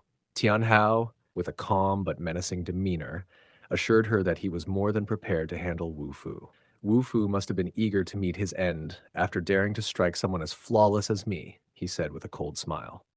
As they stepped into the grand mansion, the group was instantly awestruck by its magnificence. Some couldn't resist pulling out their phones to capture the moment. The girl, still offended by Wu Fu's dog, stood in disbelief, taking in the luxury around her. A few recognized a familiar face, Ching Ching. The pink-haired girl narrowed her eyes, suspicion creeping in. Shu Ching Ching, a well-known figure at their university, had appeared, fueling the pink-haired girl's doubts. She dismissed the idea that someone like Wu Fu could own such a place, sarcastically warning the others not to get too comfortable, implying they might be thrown out soon. Wu Fu, however, confidently confirmed that the mansion once belonged to the Shu family, but now was his. He casually displayed the keys. The pink-haired girl, still skeptical, suggested they check with the real owner before getting too comfortable, hinting that the senior sister upstairs might hold the title. Calm and composed, Wu Fu reminded everyone that he was offering them shelter out of kindness, but warned them not to overstep. Unfazed by their doubts, he made it clear that if they didn't want to stay, they were free to leave, instructing Meng Meng to show them the door. The pink-haired girl, challenging his authority, questioned what right he had to make such decisions, especially without the real owner's input. She accused Wu Fu of merely acting tough. At that moment, Qing Qing appeared on the upper balcony, demanding to know what they were doing there. The pink-haired girl quickly shifted her demeanor, trying to greet her politely, but Qing Qing's patience had run out. Her eyes blazed with fury. The girls, who had been mocking Wu Fu and doubting his claims, continued laughing, but the mood shifted. Qing Qing ordered them to leave, making it clear their presence was no longer welcome. The girls nervously tried to shift the blame, explaining that Wu Fu had let them in. Qing Qing, however, was unrelenting, reminding them of Wu Fu's earlier warning. With no mercy, she declared that the mansion belonged to Wu Fu and that anyone he asked to leave must do so immediately. Stunned, the girls realized Wu Fu truly owned the place. Qing Qing, unwavering, asked if they still refused to leave or if she needed to personally escort them out. The pink-haired girl, realizing she had no choice, reluctantly agreed to leave. Frustration flashed in her eyes, but she conceded and stepped out of the mansion, the door closing behind her with a sharp, final bang. Wu Fu, smiling, asks Qing Qing if she can't sleep. Qing Qing, standing on the balcony, responds irritably, saying the noise is keeping her from sleeping. Wu Fu's friend, Meng Meng, playfully teases him, calling him an animal for getting close to a rich beauty so quickly. The scene shifts to a stormy night, with a powerful blue aura swirling around the mansion, focusing on Wu Fu as he meditates or channels energy. He cultivates his energy within the mansion. As Wu Fu continues his cultivation, a projection of his star sword appears, swirling in the blue energy around him. Although the sword is visible, he can't physically grasp it yet, as it remains a projection of his aura. As Wu Fu continues to cultivate, his star sword projection begins to resonate more powerfully, surrounded by intense energy. The room is enveloped in a radiant aura as he progresses rapidly in his cultivation, reaching the middle stage of the Qi realm. Reflecting on his progress, Wu Fu is surprised by how quickly he has advanced. What once took him 3 years in his previous life now only takes a few days. Suddenly, he hears his dog barking outside. Concerned, he steps out to investigate. As he stands on the balcony, thunder rumbles in the distance and lightning flashes across the sky. Wu Fu notices the star sword reacting to something in the stormy night. It begins to glow and float in front of him, indicating a powerful presence or event nearby. His dog barks again, as if sensing the same disturbance, prompting Wu Fu to ask if the dog has found something. Sensing something urgent, Wu Fu decides to follow his dog's lead, who seems to have picked up on something unusual. Together, they rush into the stormy night. The scene shows them braving the rain and lightning as they move further away from the city. As they venture deeper, Wu Fu begins to recognize the surroundings, pausing as a realization dawns on him. Just as he's about to piece it together, the dog starts barking excitedly, its paws furiously digging into the earth. The dog halts its frantic digging and looks up at Wu Fu, tail wagging as it reveals what it uncovered. Wu Fu steps closer, his eyes narrowing as he tries to make sense of it. His eyes widen in shock as he realizes that the object in his hand is a broken sword. More specifically, the familiar hilt of his star sword, a weapon he thought was lost when he regressed to the past. The realization dawns on him that it must have landed here when he returned to the past. He reflects on his previous life, remembering the immense effort it took to forge such a weapon. Despite his rebirth, he is shocked to see the hilt of this powerful sword once again in his possession. As Wu Fu watches, the original star sword he painstakingly created in his past life begins to reassemble itself, its energy slowly returning. A sense of relief and satisfaction washes over him. Now that he has found the true star sword, there's no need to forge an imitation. His laughter echoes through the stormy night as he vows that once the star sword is fully restored, those who wronged him will meet their demise, regardless of their power or status. The next day, Qing Qing, who attends the same school as Wu Fu, arrives at the school's martial arts club. As she steps into the club, she is greeted warmly by the other members, who cheerfully welcome her back, addressing her as the president. With a serious and determined expression, Qing Qing acknowledges their greetings but remains focused. Her return to the martial arts club is met with relief from the members, happy to see their president back after her long rest. Wasting no time, she immediately asks if anyone knows who Wu Fu is. A member quickly steps forward saying she knows him, piquing Ching Ching's interest and signaling her intent to learn more about Wu Fu. The member informs Ching Ching that Wu Fu is a freshman transfer student who made the mistake of offending He Tianhao. She adds that Wu Fu is currently being blocked at the school gate, with many believing this could be the end for him. Curious, the member asks if Ching Ching knows Wu Fu, intrigued by her sudden interest in him.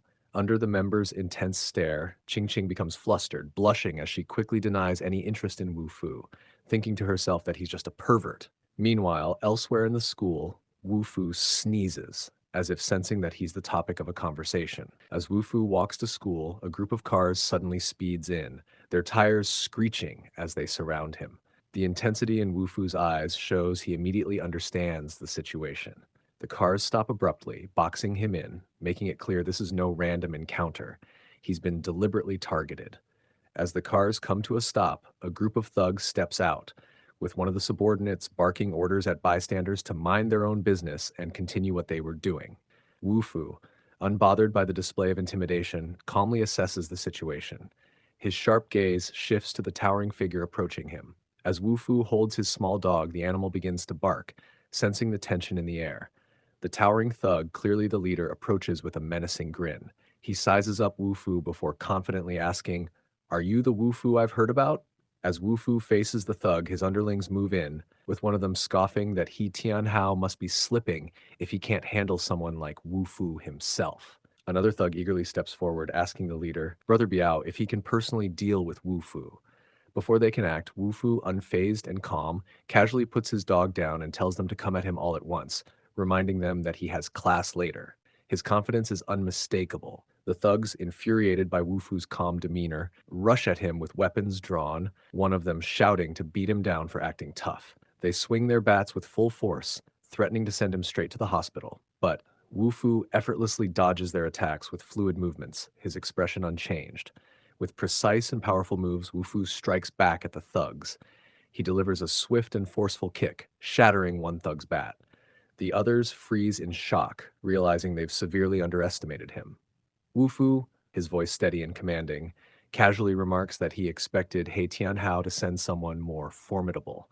Instead, he finds himself dealing with a group of lackeys. The leader, Brother Biao, smirks, acknowledging Wu Fu's skills with a hint of respect. He remarks that anyone capable of taking down the He family's second young master couldn't be as simple as he first thought. Suddenly, Wu Fu is caught and restrained by two of Biao's men, but his expression remains calm and unfazed. One of the men urges Biao to take action, confident that Wu Fu can't escape. Biao, wielding a bat and full of arrogance, boasts about his dominance at Yunhai University, emphasizing that no one has ever dared to challenge him. As Wu Fu is tightly restrained by Biao's men, his loyal dog attempts to defend him by biting one of the attackers. Enraged, Biao kicks the small dog aside, hurling insults and threatening both Wu Fu and his pet. The dog, hurt and barking weakly, is unaware of the escalating danger facing its owner. From a distance, Ching Ching and her friends observe the situation. Ching Ching, watching the scene, asks her friend to call an ambulance as fast as she can. One friend, thinking Ching Ching intends to help Wu Fu, agrees, mentioning that despite everything, he's still their schoolmate. However, Ching Ching, with a knowing look, corrects her, saying that the ambulance isn't for Wu Fu, but for the gangsters who underestimated him. Her friends are puzzled, asking why she's calling an ambulance for the gangsters. With a sly smile, Ching Ching confidently explains that Wu Fu isn't weak, a fact they're all about to realize. Wu Fu, with a calm but intense expression, reveals that he initially planned to let them go, but their actions have changed his mind. Suddenly, Wu Fu shows a burst of strength, shocking the thug restraining him, who wonders where this unexpected power is coming from. Brother Biao, unimpressed, dismisses the display, assuming Wu Fu is just pretending to be tough. Wu Fu's expression darkens as he mutters that it's too bad, there's no turning back now. With a sudden surge of energy, he moves faster than his captors can react. He effortlessly breaks free and, with one powerful strike, turns the tables, throwing his attackers off balance. Biao, swinging his bat with deadly intent, shouts for Wu Fu to die, but Wu Fu charges directly toward him, closing the distance in an instant. Rather than dodging, he meets Biao's swing head-on. With a swift and powerful kick, Wu Fu strikes the bat, bending it under the force of his blow. Wufu's powerful kick doesn't just bend the bat. With the same momentum, his foot follows through and connects directly with Biao's face. The impact sends Biao reeling, Wufu's strength overwhelming him, leaving Biao utterly stunned and off balance. Biao's subordinates watch in shock as their leader collapses to the ground, completely overwhelmed by Wufu's strike. They rush to his side, calling out in panic, but it's too late. Brother Biao has already lost consciousness. As Wufu stands firm, one of the remaining thugs charges at him with a bat, screaming in rage. Unfazed, Wufu counters the attack with a powerful punch straight to the thug's face, dropping him instantly. Seeing their comrade taken down so easily, the remaining thugs hesitate. One of them, attempting to rally the group, shouts for the others to stop standing around and attack. Fueled by anger and desperation, the remaining thugs charge at Wufu, their bats raised, determined to take him down together. But Wufu effortlessly counters, unleashing a powerful flurry of attacks that sends each of them flying in different directions. Wufu begins to relentlessly beat the gang members, their cries of pain and panic filling the air as he thrashes them like their moms would. A few minutes later, the aftermath of the fight is clear. One gang member, battered and bruised, reflects in disbelief at Wufu's strength, comparing him to a king of hell rather than just a mere student. Standing over them, Wufu orders the gang members to pick up their unconscious leader. His commanding presence leaves no room for defiance as they awkwardly comply, realizing who's truly in control. One of the thugs, still trembling from the earlier beating, nervously tries to come up with an excuse, stammering that his grandmother is getting married today. His fellow thugs raise their eyebrows, incredulous at the absurd excuse. "Your grandmother?" They echo in disbelief. "What is she, 102? Wufu, unimpressed and not in the mood for family dramas, orders them to hurry up. The thugs, realizing they're out of options and that grandma's wedding isn't getting them out of this one, quickly agree. One of the students anxiously approaches Ching Ching, stuttering out the news that Wufu is hauling a gangster straight to Heitian Hao. Ching Ching smirks. She quietly muses that the He family should start praying for Haitian Gang's swift return to Yunhai City, as things are about to get much more interesting. Like, grab the popcorn, kind of interesting. Wu Fu marches forward with the battered gang leader supported by his equally bruised henchmen, heading straight for the building where Haitian Hao resides. The campus is abuzz with onlookers, some even pulling out their phones to film, ready for the inevitable fireworks. Meanwhile, inside the building, the door opens and Zhou Shun strides in confidently. He calls out to Brother Hao, who is none other than Haitian Hao, seated with his girlfriend Meng Yao beside him. Zhou Shun, with a smirk on his face, praises Haitian Hao for his shrewdness in hiring Da Biao. Meng Yao, sitting elegantly by Haitian Hao's side, adds with a sly smile, "Wu Fu is only still alive thanks to the mercy of the gods." She chuckles, but not for long. He Tianhao firmly states that Wu Fu's name will no longer exist at Yunhai University, erasing him completely. Zhou Shun, with a smirk, dismisses Wu Fu as unworthy of even a thought, let alone a prayer, sealing Wu Fu's fate with cold indifference. Suddenly, the classroom door swings open with a sudden force. He Tianhao and Zhou Shun turn, fully expecting Da Biao to enter with triumphant news of Wu Fu's demise. But as the figure steps into the room, their smirks freeze and slowly turn into expressions of disbelief. It isn't Da Biao who strides through the door, but Wu Fu, carrying the unconscious body of Da Biao over his shoulder like a rag doll. Wu Fu grips Da Biao's shirt firmly, holding the once intimidating thug effortlessly in midair. "Were you expecting me? Or him?" Wu Fu's voice is steady, almost indifferent, as he lets Da Biao's limp body drop to the floor with a thud. The room falls silent, the weight of the situation finally sinking in. As Da Biao hits the floor with a thud, Joshin's face drains of color. "Did Da Biao?" he stammers, disbelief evident in his voice.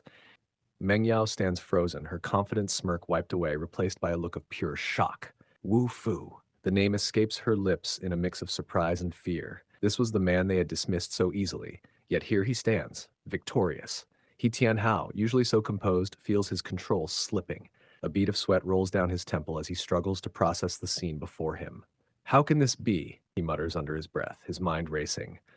"I thought we hired the tough guys, not the ones who fold like laundry." Wu Fu enters the room, catching the attention of the seniors inside. One of them, annoyed by his sudden appearance, snaps at him, demanding to know why he didn't knock before entering. "Ever heard of a door? It's meant for knocking," another adds, challenging Wu Fu for daring to ignore his seniors. The senior strides up to Wufu, barking at him to learn his place and disappear. Wufu stands his ground, completely unfazed as the senior, frustrated and angry, grabs him by the shirt, pulling him close. With a menacing glare, he demands to know if Wufu is deaf or just ignoring him. Wufu, without hesitation, delivers the most fantastic slap the guy had ever felt, sending him reeling. Was that loud enough for you? Wufu deadpans, his eyes cold and unwavering as he warns, "This isn't your fight. Back off before you regret it, idiot." Ching Ching and her friends who came to watch can't believe what they're seeing. Ching Ching is stunned, thinking about how Wu Fu, just a first-year student, is already acting so boldly. One of her friends, still trying to process everything, wonders aloud, did he sign up for some secret fight club we don't know about? As Wu Fu glanced around the room, his eyes locked onto Ching Ching, who was standing with her friends. Wu Fu didn't just stop at noticing Ching Ching. He began to walk toward her with a determined stride. As Wu Fu approaches Ching Ching, he calmly hands over his little dog, Xiao Ha, to her, asking her to look after the pup while he takes care of some unfinished business. Ching Ching, caught off guard, hesitantly takes Xiao Ha, her eyes reflecting both confusion and concern. Is this really the time for a dog-sitting gig? She mutters under her breath. The little dog, oblivious to the tension, happily pants in her arms. As Wu Fu walks away from Ching Ching, Zhou Shun steps in, his voice dripping with arrogance. He warns Wu Fu that this is a university and that causing trouble here won't end well for him. Zhou Shun's attempt to assert control is met with icy defiance from Wu Fu. Wu Fu's gaze sharpens and the atmosphere shifts. Zhou Shun falters, his bravado slipping as he tries to smirk. What's wrong? Finally afraid? Zhao sneers, trying to regain control. Zhou Shun tries to intimidate Wu Fu by telling him to leave while he still can, but his threats don't seem to faze Wu Fu at all. As Zhou's frustration grows, another one of his allies, Tan, urges him to stop wasting time talking and to just start the fight. Tan, driven by the command to attack, charges forward with a chair raised above his head. Really? A chair? Wu Fu thinks to himself, staying eerily calm. The chair meets an unexpected force as Wu Fu effortlessly redirects it, sending the chair hurtling back with a single punch. Zhou Shun is visibly shaken as he stares at the cracked wall, a result of the sheer force behind Wu Fu's punch. Wu Fu's cold gaze pierces through Zhou Shun as he delivers a chilling ultimatum. Leave now, or next time it'll be more than just the chair that cracks. Trembling, Zhou Shun stammers out a threat, vowing that Wu Fu will pay for this, but he's already backing away, clearly rattled by the encounter. Yeah, sure, I'll put it on my tab, Wu Fu replies sarcastically. As Wu Fu stands his ground, Meng Yao demands to know his intentions, clearly alarmed by the tension in the room. Meanwhile, He Tianhao sneers, unimpressed by Wu Fu's show of strength. Scoffing at his display, he reminds Wu Fu that his family's power at Yunhai University far outweighs any physical prowess. Wu Fu cuts He Tianhao off mid-sentence with a sharp kick, silencing him instantly. Then he turns his attention solely to Meng Yao, making it clear that he's ready for whatever revenge she might be plotting. However, he advises her to bring someone more competent next time instead of the weaklings they've been relying on. As Tianhao lies on the floor, clearly injured from the earlier confrontation, his concerned companions rush to his side, calling out to him in panic. Meanwhile, Wu Fu, still holding Xiao Ha, calmly walks away from the scene with Ching Ching. She warns him that Tianhao is merely a member of the second generation of the He family, and that with his current strength, he wouldn't stand a chance against the true power of He Tian gang. Wu Fu listens but remains unfazed. Well, he says, giving Xiaoha a pat on the head, I guess I'll just have to level up before they arrive. The following day, at a modern hospital bathed in daylight, the tension is palpable. Inside, Tian Hao, recovering in his room, shouts in desperation. His voice echoes through the sterile corridors as he begs his father to help him get revenge, his demand for blood fueled by the humiliation he endured. Father, you have to help me. He slapped me so hard I can still feel it in next week. Standing by the window, Tian Hao's father gazes out, exuding calm authority. He reassures his son that the family's reputation in Yunhai remains untouchable. The slap may have landed, but trust me, our power is what they'll remember, he says with a smirk. He mentions that his elder son already knows about the incident and will return to Yunhai soon. Before taking any action, however, he expresses a desire to meet the one who dared to challenge their family's honor. As the door creaks open, a man with a strong presence steps inside. Tianhao's father remains by the window, unfazed, while Tianhao himself watches intently from his hospital bed. The newcomer speaks with assurance, addressing Tianhao as the second young master. He calmly reassures them that Wu Fu is merely at the Qi realm, implying that he poses no real threat to their family's power. With a menacing grin stretching across his face, the man's eyes glow with a sinister light. His intent is unmistakable as he declares that within a few days, Wu Fu will simply vanish, like the last slice of pizza at a party, his existence erased as if he never existed.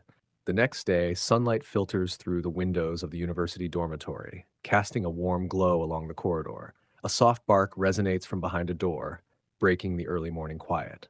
Inside the room, Wu Fu reclines on his bed, while Xiaoha, his loyal companion, playfully explores the scattered items on the floor. Suddenly, the door to Wu Fu's dorm swings open, and Meng Meng rushes in, his face etched with panic. Breathless and clearly distressed, he stammers out that something terrible has happened. Wu Fu, calm and unbothered, raises an eyebrow. Did you run out of snacks or something? Meng Meng, still frantic, informs Wu Fu that Zhou Shun is on his way with people from the disciplinary office planning to stir up trouble. He suggests they should hide since Zhou Shun's uncle is in charge of the office. But before they can act, a voice dripping with sarcasm cuts through the tension, mocking the idea of running away after causing trouble yesterday.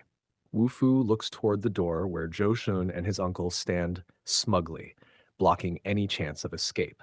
As Joshin's uncle enters the room, a tense silence falls. Wu Fu remains seated, casually observing the scene while his dog barks alertly.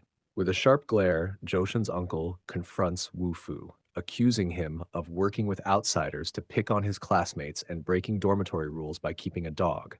His tone is harsh, as if he's trying to push Wu Fu into a corner. But Wu Fu stays calm, staring back with eyes that show he's not the least bit intimidated.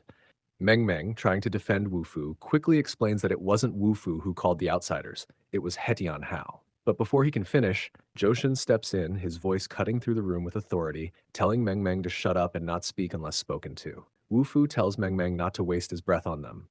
They think money talks, but apparently it also shouts. Wu Fu thinks to himself, a determined look crossing his face. He's had enough of this. His hand crackles with energy as he channels his power, ready to strike. Meng Meng shouts, trying to stop him, but Wu Fu is already committed. The intensity in his eyes shows he won't be holding back. His fist shoots forward, electrified and unstoppable, aimed directly at Zhou Shun. As Wu Fu's electrified fist stops just inches from their faces, the sheer force of the motion causes a gust of wind that blows Zhou Jun's uncle's wig clean off his head. The sudden shock leaves them wide-eyed and speechless. Wu Fu, unfazed, points firmly toward the door, commanding them to leave immediately. Zhou Shun, struggling to maintain his composure, nervously suggests that Wu Fu should take responsibility and be truthful about what happened.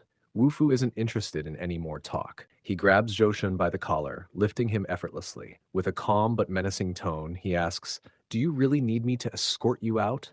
Wu Fu's grip tightens as Zhou Shun's uncle, trying to maintain his bravado bike, vows to report Wu Fu's actions to the school administration and ensure severe consequences. But the fear in his uncle's voice betrays his confidence. His uncle, seeing the situation escalating, makes a run for it, leaving Zhou Shun desperate and calling out not to be abandoned. As the uncle disappears down the hallway, Zhou Shun's voice echoes in panic, but Wu Fu isn't done teaching his lesson. As the morning light filters through the classroom window, Meng Meng can't help but reflect on the events of the previous day. Concerned, he quietly asks Wu Fu if they might have taken things too far. Before Wu Fu can respond, the bustling classroom is interrupted by the stern voice of Zhou Shun's uncle commanding the students to settle down. "Settle down," he barks, like a drill sergeant addressing a room of rookies. He declares that Wu Fu has crossed the line not just by breaking school rules, but also by showing disrespect to those in charge and seriously injuring Hetian Hao, who is now in the hospital. As the students murmur among themselves, one mentions hearing that the situation wasn't as it was being presented. Another chimes in, saying they saw Wu Fu being confronted by some thugs at the school gate that morning, sent by Hetian Hao. Wu Fu sent them packing, though. After meeting with the school administration, the decision has been made to expel Wu Fu, he says, as if it's already a done deal. An example must be set. A few students exchange uneasy glances. One of them speaks up in a half-whisper. "Isn't it funny how the one starting all the trouble is conveniently not in the room?" Another adds, "It's not what you know, it's who you know." Outside the classroom, Joshin, still smarting from the humiliation Wu Fu had inflicted on him, mutters under his breath with a scowl, "I'll make sure no one dares to cross me again." The room falls silent as the disciplinary director gives Wu Fu a chance to speak, asking if he has anything to say in his defense. Just as the tension seems unbearable, the silence is shattered by the sudden slam of the door. A female voice rings out, confidently declaring, "Yes!" The room is stunned into silence as Shu Qingqing bursts in, her voice cutting through the tension. The disciplinary director, caught off guard by the sudden interruption, demands she leave, reminding her that this is a classroom. But Shu Qingqing stands her ground, boldly declaring that as the founder of the martial arts club, it's her duty to protect her fellow students, and that includes Wu Fu. Shu Qingqing suddenly shoves Biao, the thug sent by He Tianhao, into the room. The large man stumbles in, caught off guard. With unwavering confidence, Shu Qingqing then steps forward and confronts the director. She accuses him of using underhanded tactics to get back at Wu Fu simply because he couldn't defeat him fairly. With the full backing of her martial arts club, she makes it clear that they won't stand by and let this injustice happen. The classroom is filled with shocked silence, the students' eyes wide with astonishment. Wu Fu, who had remained silent all this time, finally shows a reaction. A faint smile begins to curl at the corner of his lips. Wu Fu stands up, his expression calm and collected. Was this necessary? Absolutely not. Do I appreciate it? Maybe. Would I have handled it differently? Oh, for sure. Ching Ching, however, is not amused. She glares at him, her temper flaring up. Unnecessary? Right. So, what's your plan, Wu Fu? Charm them into submission? I'll wait. Wu Fu, with a calm but intense expression, summons a surge of power, his energy flaring up and enveloping him in a bright electric aura, and suddenly, the star sword materializes in his hand. Ching Ching's shock deepens. She can hardly believe her eyes as she witnesses his incredible chi energy, realizing that he possesses a strength far beyond what she ever imagined. The disciplinary director, struggling to maintain his composure, threatens to call the police, trying to assert control over the situation by reminding Wu Fu that he's already been expelled. However, the tension in the room remains thick, as his words lack the weight they once held. Meanwhile, Zhou Shun silently calculates his next move, realizing that with Shu Qingqing on Wu Fu's side, things might not go as planned. Her influential family could easily sway the school's decisions, potentially turning the tide in Wu Fu's favor. Zhou Shun leans in closer, his voice dripping with venom as he whispers harshly to Wu Fu, blaming him for his lack of background and daring to stand out. He spits out the words with a cruel sneer, telling Wu Fu that he might as well disappear. But as the words sink in, Wu Fu's expression shifts. Instead of feeling defeated, a glimmer of realization crosses his face. An idea has sparked in his mind. Wu Fu smirks, downplaying Zhou Shun's attempt at confrontation. He casually suggests that there might be some confusion, all while subtly channeling qi into the tips of his fingers. The energy flickers ominously, leaving no doubt that Wu Fu is planning something. Wu Fu suddenly extends his fingers toward Zhou Shun, channeling a burst of qi that radiates with intense energy. The movement is swift and precise, catching Zhou Shun off guard as his eyes widen in shock. As Wu Fu's fingers make contact, a sudden surge of qi rushes through Zhou Shun, overwhelming his senses.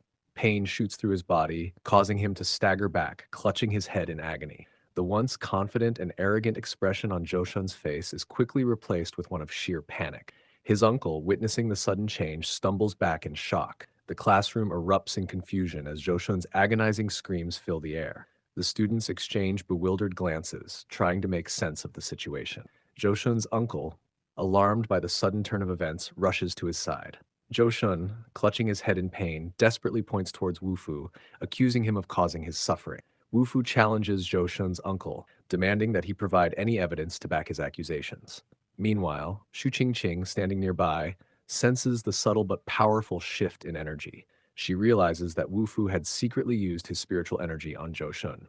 Zhou Shun, overwhelmed by the intense pain from Wu Fu's spiritual energy, collapses to his knees, panic overtaking him.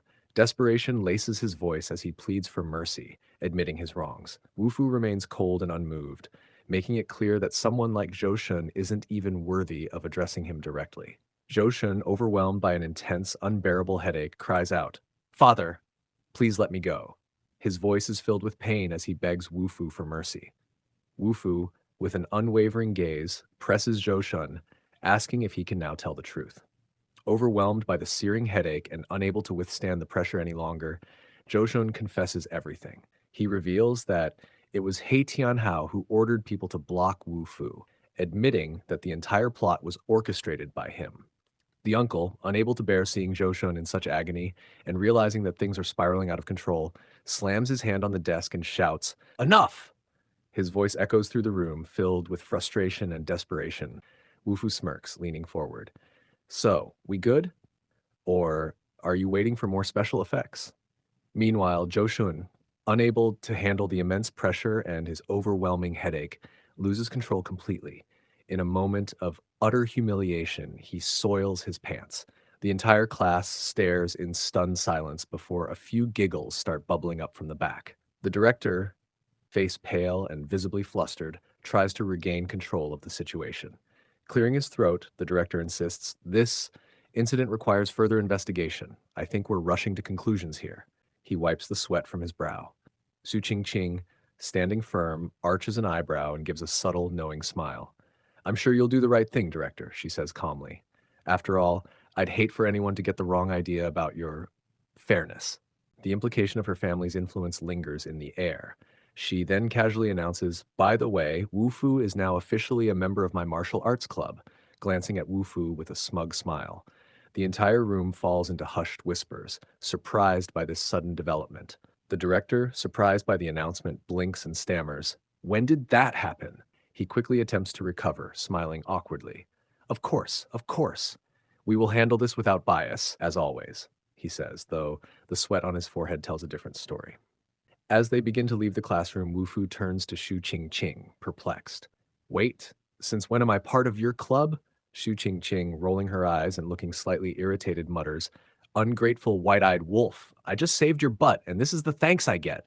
She crosses her arms, huffing. "If it weren't for me, you'd still be sitting there like a statue." Still, Shu Qing can't help but boast. "Do you even know how powerful the Shu family is in Yunhai?" She begins talking grandly about her family's influence, but is suddenly cut off when someone informs her that Wu Fu has already left. Mid-speech, she looks around to see no Wu Fu anywhere. Now visibly frustrated, Shu Qing mutters to herself, "Egomaniac. Think your flashy tricks can solve everything, huh?" The scene shifts, showing Wu Fu walking far ahead, clearly having no interest in Shu Qing's monologue. He arrives home, opening the door to find his dog the only one there to greet him. Kneeling down, he pets the dog, smiling softly as he wonders aloud, "Where's Meng Meng?" Suddenly, his phone buzzes.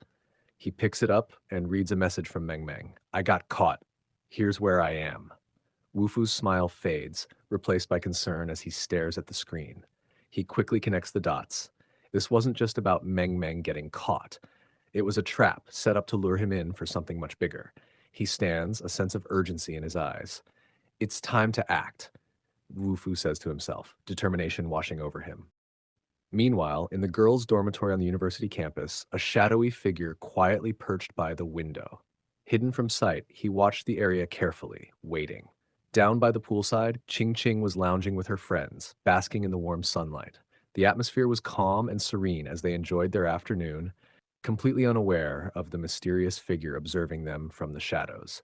Suddenly, a rustling sound emerged from the nearby bushes, breaking the peaceful silence. The girls tensed slightly, eyes darting toward the noise, but as the leaves parted, a familiar little figure trotted out. It was Xiaoha, the playful dog. Ching's expression softened at once, her concern fading into a knowing smile. She immediately thought of who wasn't far behind. "If Xiaoha's here," she muttered to herself, "Wufu can't be too far away." She'd been planning to give him a piece of her mind for running off earlier, and now it seemed fate had aligned their paths once again. Meanwhile, Wu Fu, elsewhere on campus, realized with a start that Xiaoha was missing. Concern flickered across his face as he scanned the surroundings. "Xiaoha!" he called out, his voice echoing through the halls. He was about to move further inside when his instincts flared up. Wu Fu froze, his senses screaming danger. His eyes caught the glint of something in midair, a set of sharp blades hurtling straight toward him. With barely a moment to react, Wu Fu dodged just in time, the blades shattering against the wall behind him. He straightened, eyes narrowing as he scanned the shadows. Someone was there, lurking. "Who are you?" Wu Fu's voice was calm but sharp as steel. From the darkness, a figure stepped forward, a sinister grin spreading across his face. "Oh, you've got some skills," he remarked, voice laced with mockery. It was the mercenary Hetian Hao's father had hired, his reputation fearsome. He chuckled, eyeing Wu Fu with a mixture of amusement and malice. Wu Fu's eyes narrowed further as the mercenary revealed an array of gleaming daggers and knives, each one catching the light with a deadly gleam. The mercenary smirked confidently, clearly ready to unleash a storm of attacks. Without warning, the mercenary hurled his daggers with deadly precision, each one aimed to incapacitate Wu Fu. But Wu Fu was quicker, deflecting the knives with a swift motion, his hands glowing with blue energy. The mercenary lunged at him with a powerful strike, channeling a massive amount of chi into his dagger. The weapon cut through the air with deadly intent, aiming for Wu Fu's heart. In response, Wu Fu gathered his energy, blocking the attack. Their weapons collided with a powerful clash, sending shockwaves rippling through the room and pushing both fighters back from the sheer intensity of their ki. The mercenary, watching Wu Fu effortlessly block his knife with his bare hands, couldn't help but feel a twinge of respect. "You're better than I expected," he muttered, half to himself. Wu Fu, on the other hand, felt a rush of excitement. Finally, a real fight, he thought, his fighting spirit igniting. Since his rebirth, no one had challenged him like this, and he was ready to test his abilities fully. The mercenary's power surged, filling the room with fiery energy as he prepared his next devastating attack. But despite his rising frustration, he couldn't help but look at Wu Fu with disdain. To him, Wu Fu was still nothing more than a Qi realm cultivator, someone unworthy of his time. "You're not even worth the effort," the mercenary sneered.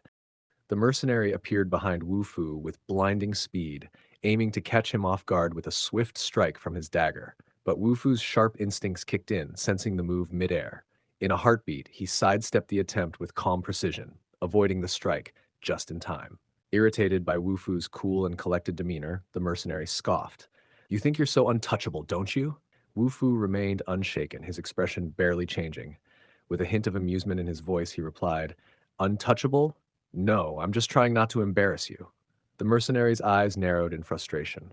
Gathering his chi energy, he launched a powerful attack, sending a massive force toward Wu Fu. The sheer energy caused waves to ripple through the room. But Wu Fu, ever composed, raised his hand and shielded himself, bracing for the impact. Without even flinching, he absorbed the full force of the energy head on. The mercenary, growing more irritated, appeared behind Wu Fu again, launching another attempt. The mercenary, now convinced that Wu Fu's calm demeanor was arrogance, sneered. "You think you can keep this up forever? You're finished." Wu Fu, having tolerated the mercenary's persistence long enough, sighed. "All right, I've had enough of this." His words were simple, but they carried a weight that caused the mercenary's confidence to falter for just a moment. With that, Wu Fu's demeanor changed. No longer holding back, he began to gather his true power. The air around him hummed with energy as he formed a sharp sword chi. The mercenary, caught off guard, watched in disbelief as Wu Fu's energy surged to a level he hadn't expected. Wu Fu unleashed the attack, the sword chi cutting through the air with precision. It narrowly missed the mercenary, hitting the wall behind him instead, causing a loud impact that reverberated throughout the room. The mercenary barely dodged in time, eyes wide with surprise. This power, far beyond a Chi realm cultivator. Shaken by the overwhelming display, the mercenary demanded, "Who? Who are you?" His voice trembled as he stared at Wu Fu, desperate to understand who he was up against. Wu Fu, composed and unbothered, replied coldly, "You're not qualified to know." Watching the entire exchange from the shadows, Qing Qing stood in awe. She had known Wu Fu was strong, but this was something entirely different. "He's only supposed to be a middle-stage Qi realm cultivator," she thought, astonished. "But he's going toe-to-toe with an upper-stage one. Who is he, really?"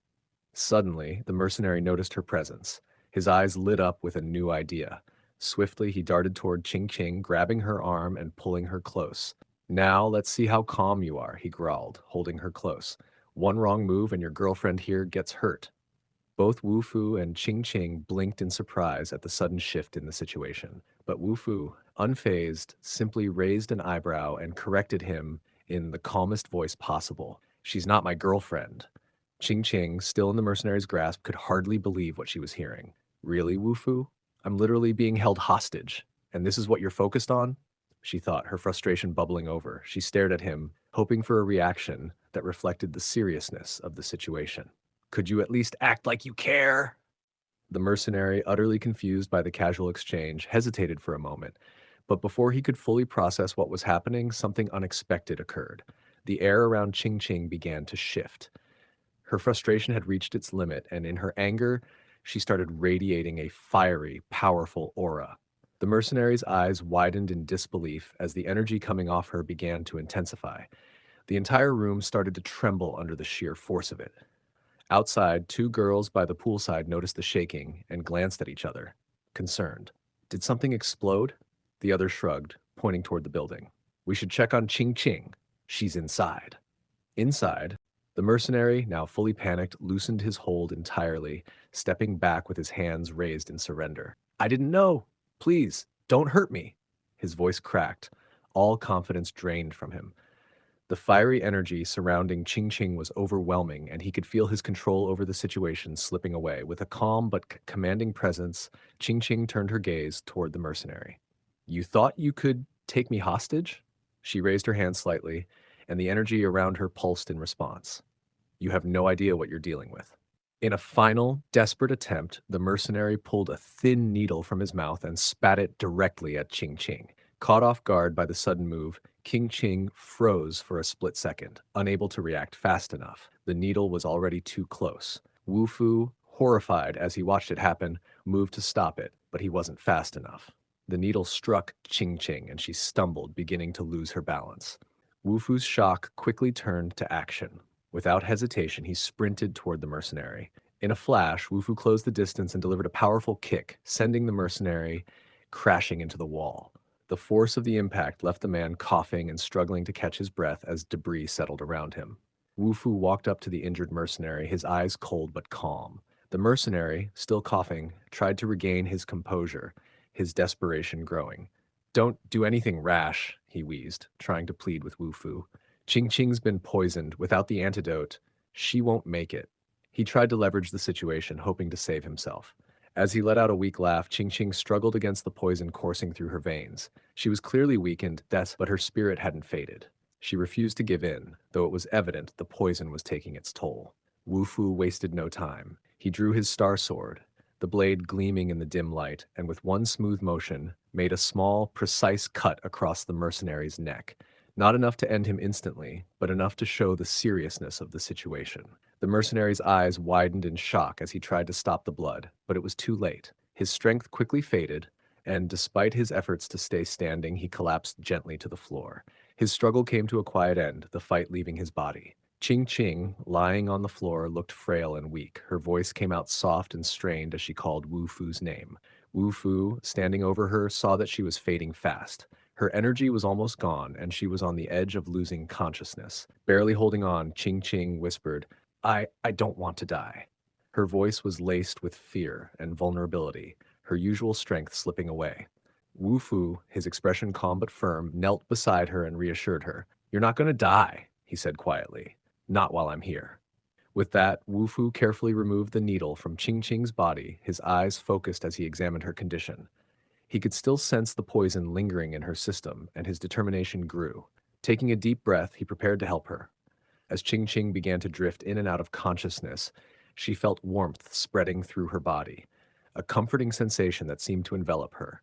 It was as if she was floating, surrounded by gentle, familiar energy.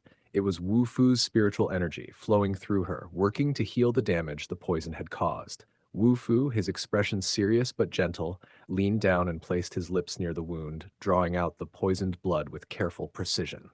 He worked quickly and efficiently, making sure to expel as much of the toxin as he could. Meanwhile, the warm glow of his spiritual energy filled Ching Ching, and slowly she began to stir. Her breathing became more steady, and her body started to respond to the healing energy coursing through her. Her eyelids fluttered, and gradually she regained consciousness, feeling the effects of Wu Fu's care deep within her. Just then, a loud scream from elsewhere startled them both. Wu Fu paused, his head snapping toward the door, while Ching Ching blinked, still disoriented. The scream seemed to break the serious moment. They turned to see Ching Ching's friends standing at the doorway. Realizing they had interrupted something important, one of the girls blushed deeply, stammering an apology. Oh, we didn't mean to interrupt. We were just checking on you. Another girl, looking equally embarrassed, quickly nodded. Yeah, sorry. You guys can, carry on. The group of friends hurriedly backed away, their faces flushed with embarrassment. They quickly excused themselves and disappeared down the hall, clearly mortified by their intrusion. Wu Fu turned away from Ching Ching, carefully spitting out the remaining poison, his expression composed and steady. The poison is completely gone. You're safe now, he reassured her, his voice calm. Ching Ching, still feeling a little shaken, slowly gathered her strength. She glanced up at him, her eyes filled with gratitude. Thank you, she stammered softly, relief washing over her. As Wu Fu scanned the room, he discovered the mercenary had stolen Meng Meng's phone and had been using it to deceive him. Fortunately, it became clear that Meng Meng hadn't actually been kidnapped. With this knowledge, Wu Fu wasted no time. He picked up the phone and dialed He Tianhao's number, ready to confront the mastermind behind it all. Meanwhile, Ching Ching, still a bit flustered by Wu Fu's unflappable demeanor, couldn't help but blurt out, "Couldn't you be a little more heroic? Like a bit more manly?" The scene shifted to a quiet hospital room where He Tianhao was being held. As Wu Fu's call came through, the phone next to He Tianhao's bed began to ring. Meng Yao, nervously clutching her hands together, informed He Tianhao's father that Wu Fu was calling. Hearing this, He Tianhao's father immediately suspected their plan had failed. His expression tightened as he turned to Meng Yao, instructing her to put the call on speaker. He needed to hear Wu Fu's words directly. Wu Fu's voice was steady and cold as it echoed over the speaker. You have 3 days to bring He Tianhao to school, where he'll kneel and apologize. This is his final opportunity. With that, the call ended abruptly, leaving a tense silence hanging in the air. After the call, Ching Ching, clearly irritated by the He family's arrogance, vented her frustration. They think they can get away with anything just because of their ties to Heitian gang, she huffed, folding her arms. Wu Fu, as calm as ever, replied, It doesn't matter. They're after me, not you. Don't worry about it. His voice was steady and reassuring, as though nothing could shake him. Back in the hospital, He Tianhao was seething. He couldn't believe that someone like Wu Fu had dared to challenge him and demand an apology. Lighting a cigarette with a cold expression, He Tianhao's father muttered, Tiangang will be back soon, and Wu Fu will wish he'd never crossed us. His confidence in their plan seemed unshakable, convinced that Wu Fu's downfall was inevitable. Later, Wu Fu returned to the dormitory. As he sat quietly, his friend walked in, clearly frustrated. Can you believe it? His friend began, throwing his hands up in exasperation. First, my dog chews through my stuff, and now he's made a mess on my bed.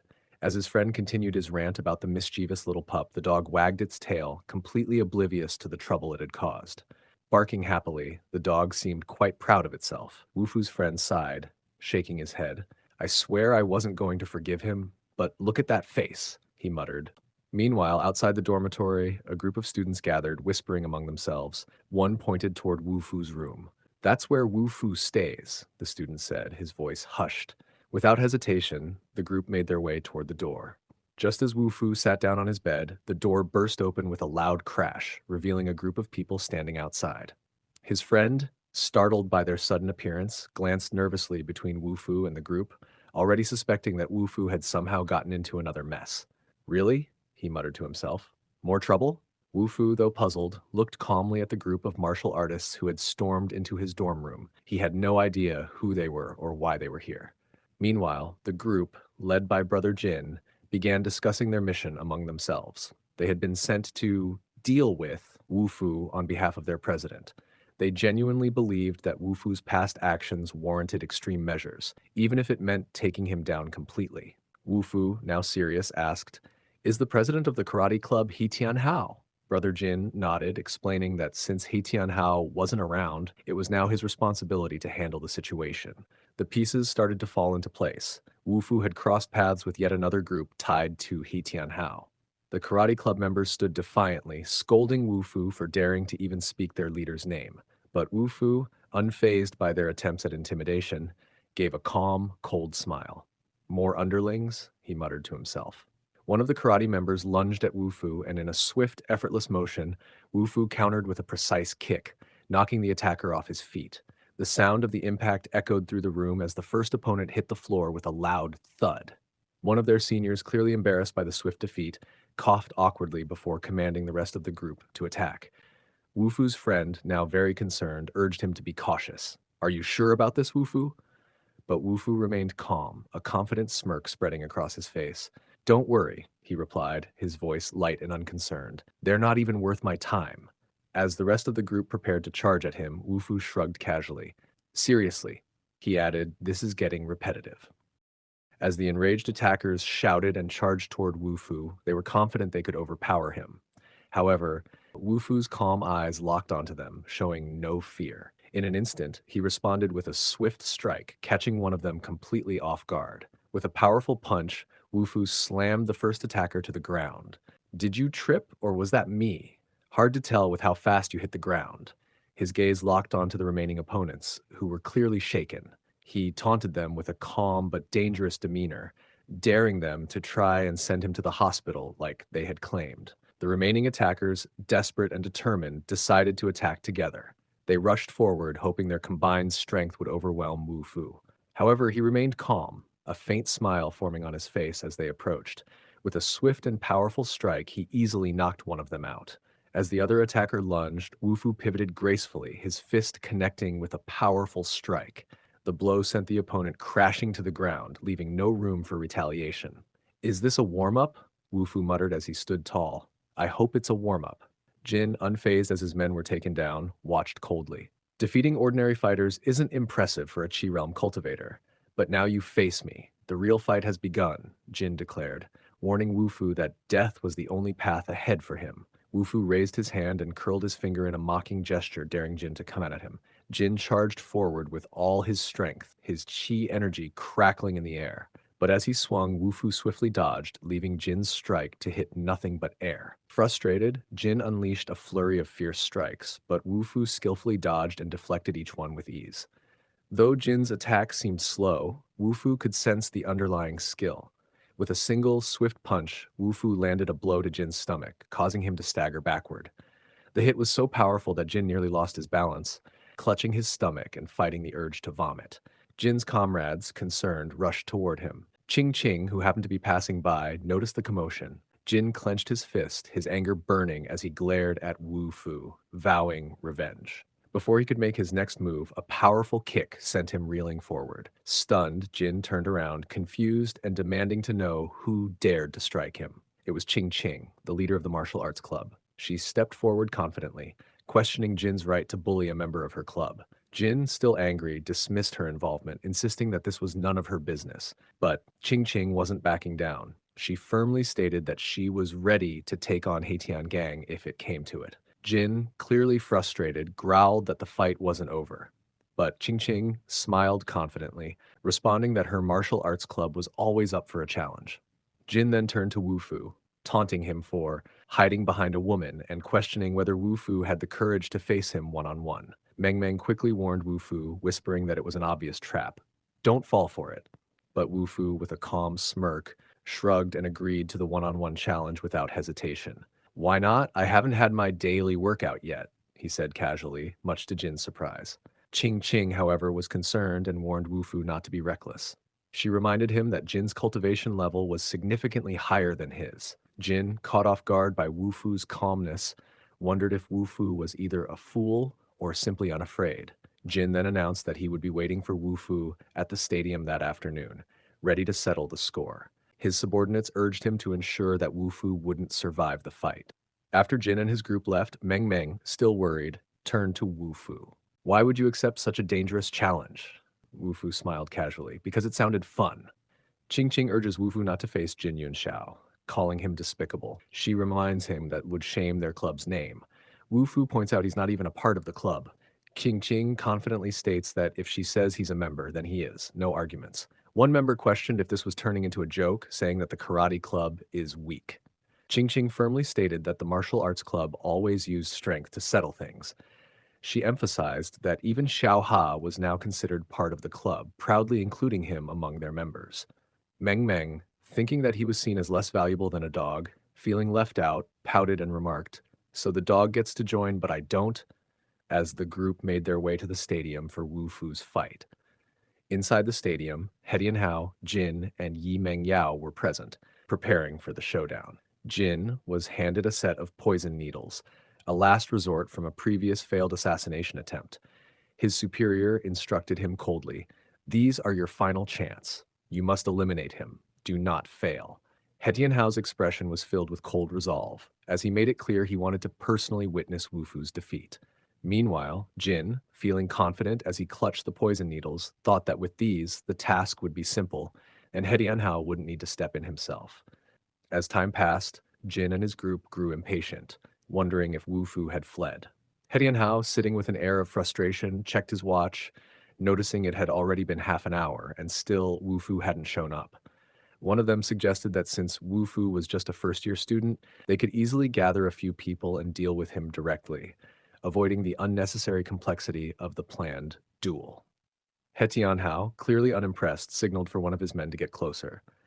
As the subordinate approached He Tianhao, he noticed the seething anger on his face. Without warning, He Tianhao slapped him hard, sending the subordinate crashing to the ground. He Tianhao lashed out, expressing his resentment.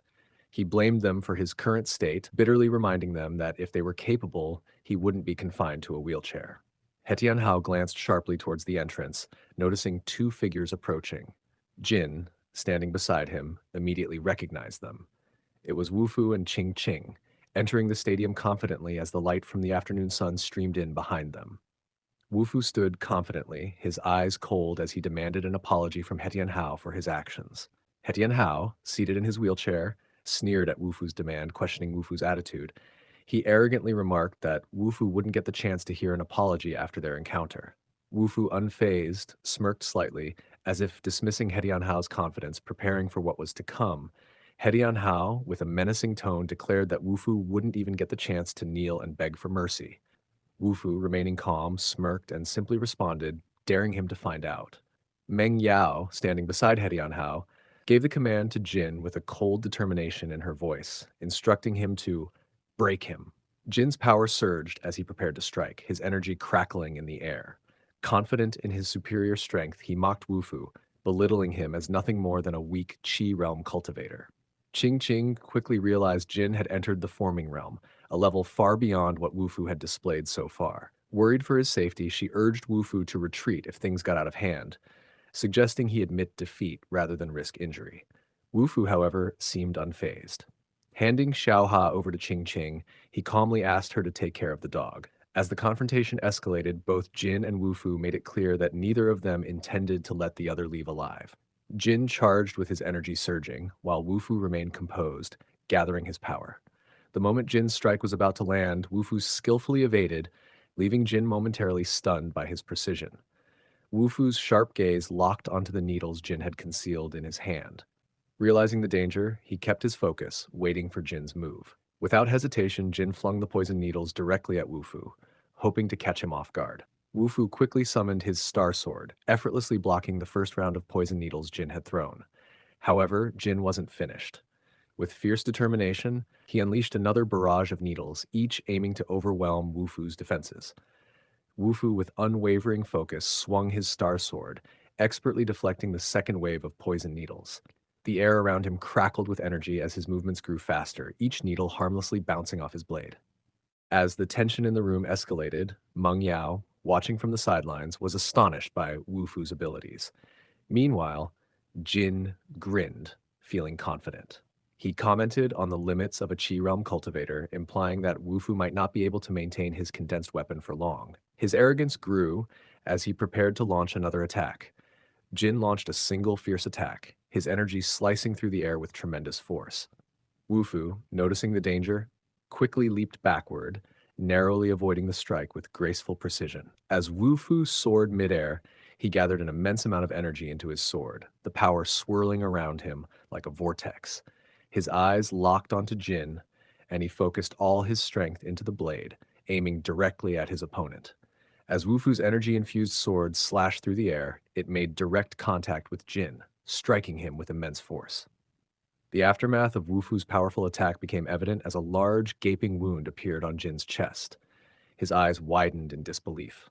The bystanders looked on, equally shocked, their faces reflecting disbelief and fear as they realized what Wu Fu had just done. As Jin fell, He Tianhao's subordinates, filled with fear and panic, called Wu Fu a murderer as they tried to flee. In his desperation, He Tianhao shouted to Meng Yao, demanding she push him out of the stadium. But instead of following his command, Meng Yao, overwhelmed by the situation, collapsed in shock, unable to move. As He Tianhao found himself on the floor, he couldn't believe how strong Wu Fu had turned out to be. In a desperate attempt to escape, he started crawling away, his mind racing with panic. Suddenly, he was startled by a familiar sound, Xiaoha's barking, ready to stop him. As He Tianhao attempted to crawl away, his escape was interrupted. Wu Fu stood towering above him, his presence radiating with energy. His voice echoed with authority, asking He Tianhao where he thought he was going. He Tianhao, filled with fear, began begging for mercy. He admitted fault, his voice trembling as he apologized, saying it was all his mistake. Wu Fu reminded He Tianhao of his earlier arrogance, asking him who was the one begging for forgiveness now, clearly recalling how He Tianhao had previously said Wu Fu would never hear an apology from him. He Tianhao, desperate and trembling, begged for Wu Fu's mercy, promising that he would never cause trouble again. However, Wu Fu remained calm and resolute, reminding He Tianhao that he had already been given a chance to apologize, and now it was too late. Without warning, Wu Fu flicked one of He Tianhao's own poison needles back at him, leaving He Tianhao in shock as the sharp object struck its target. As the poison needle pierced He Tianhao's hand, the effects quickly began to spread. His face twisted in agony as he screamed in pain. The poison's dark energy crept up his arm, causing his skin to turn a sickly shade. In his desperation, he called out to Meng Yao, demanding she give him the antidote immediately. He Tianhao desperately reached out to Meng Yao, demanding the antidote. Meng Yao, panicked and overwhelmed, fumbled, unable to provide any help. Instead of assisting, she lashed out in frustration, calling him useless and blaming him for the mess they were in. He Tianhao, weakened and gasping for air, spat out blood as the poison took hold of his body. As He Tianhao lay weakly on the ground, struggling to keep his eyes open, Meng Yao looked at him with disappointment. She muttered, "Useless." Meanwhile, Wu Fu, calm and composed, turned his back on the scene, his attention already moving away from the chaos, as if He Tianhao and Meng Yao no longer mattered to him. Meng Yao, trembling, asked Wu Fu if he was going to end her life. To her surprise, Wu Fu calmly told her that he had no intention of doing so, as living would be a far heavier punishment. He wanted her to face the consequences and experience the weight of her actions, reminding her that the true despair comes from having to live with it. After a few days had passed, the scene transitioned to a serene, mountainous landscape. A grand entrance stood at the foot of the Zhongyang faction, surrounded by lush greenery and mist, giving an aura of ancient mystery. A master was guiding his disciple toward the entrance, explaining with great reverence that they were about to witness one of the three great treasures of their faction, highlighting its importance in their teachings. The scene shifts to a wise, elderly master holding a shimmering fragment of a sword, explaining its unique properties, highlighting its sharpness despite being just a fragment. His disciple is He Tiangang, He Tianhao's brother. Burning with the desire for revenge, He Tiangang pleads for permission to take it into action. He justifies his need for vengeance as a form of external training. The master, acknowledging the disciple's determination, agrees, commanding him to act swiftly, take an eye for an eye, and return immediately. The disciple, with resolve in his eyes, accepts and prepares to carry out his task. The scene transitions to the next day, showing a quiet and reflective moment. Meng Yao, standing at the edge of a building, is deep in thought, her expression obscured by the wind blowing through her hair. Meng Yao is deeply distraught, contemplating her fate on the rooftop. She considers ending her suffering by jumping, unable to bear the humiliation any longer. Her mind is filled with anger and resentment toward Wu Fu, as she vows not to forgive him even in the afterlife. As she prepares to jump, an urgent action seems to be happening in the background, with a hand reaching out, possibly to save her just in time. Suddenly, she was grabbed, halting her fall. It turns out to be He Tiangang who had caught her just in time. He looks at her seriously and says, "Tianhao just died recently. If you die, who is going to witness Wu Fu's downfall?" His words stir a conflict within her, reminding her of her unresolved need for revenge. Thanks for watching. This is it for today's video.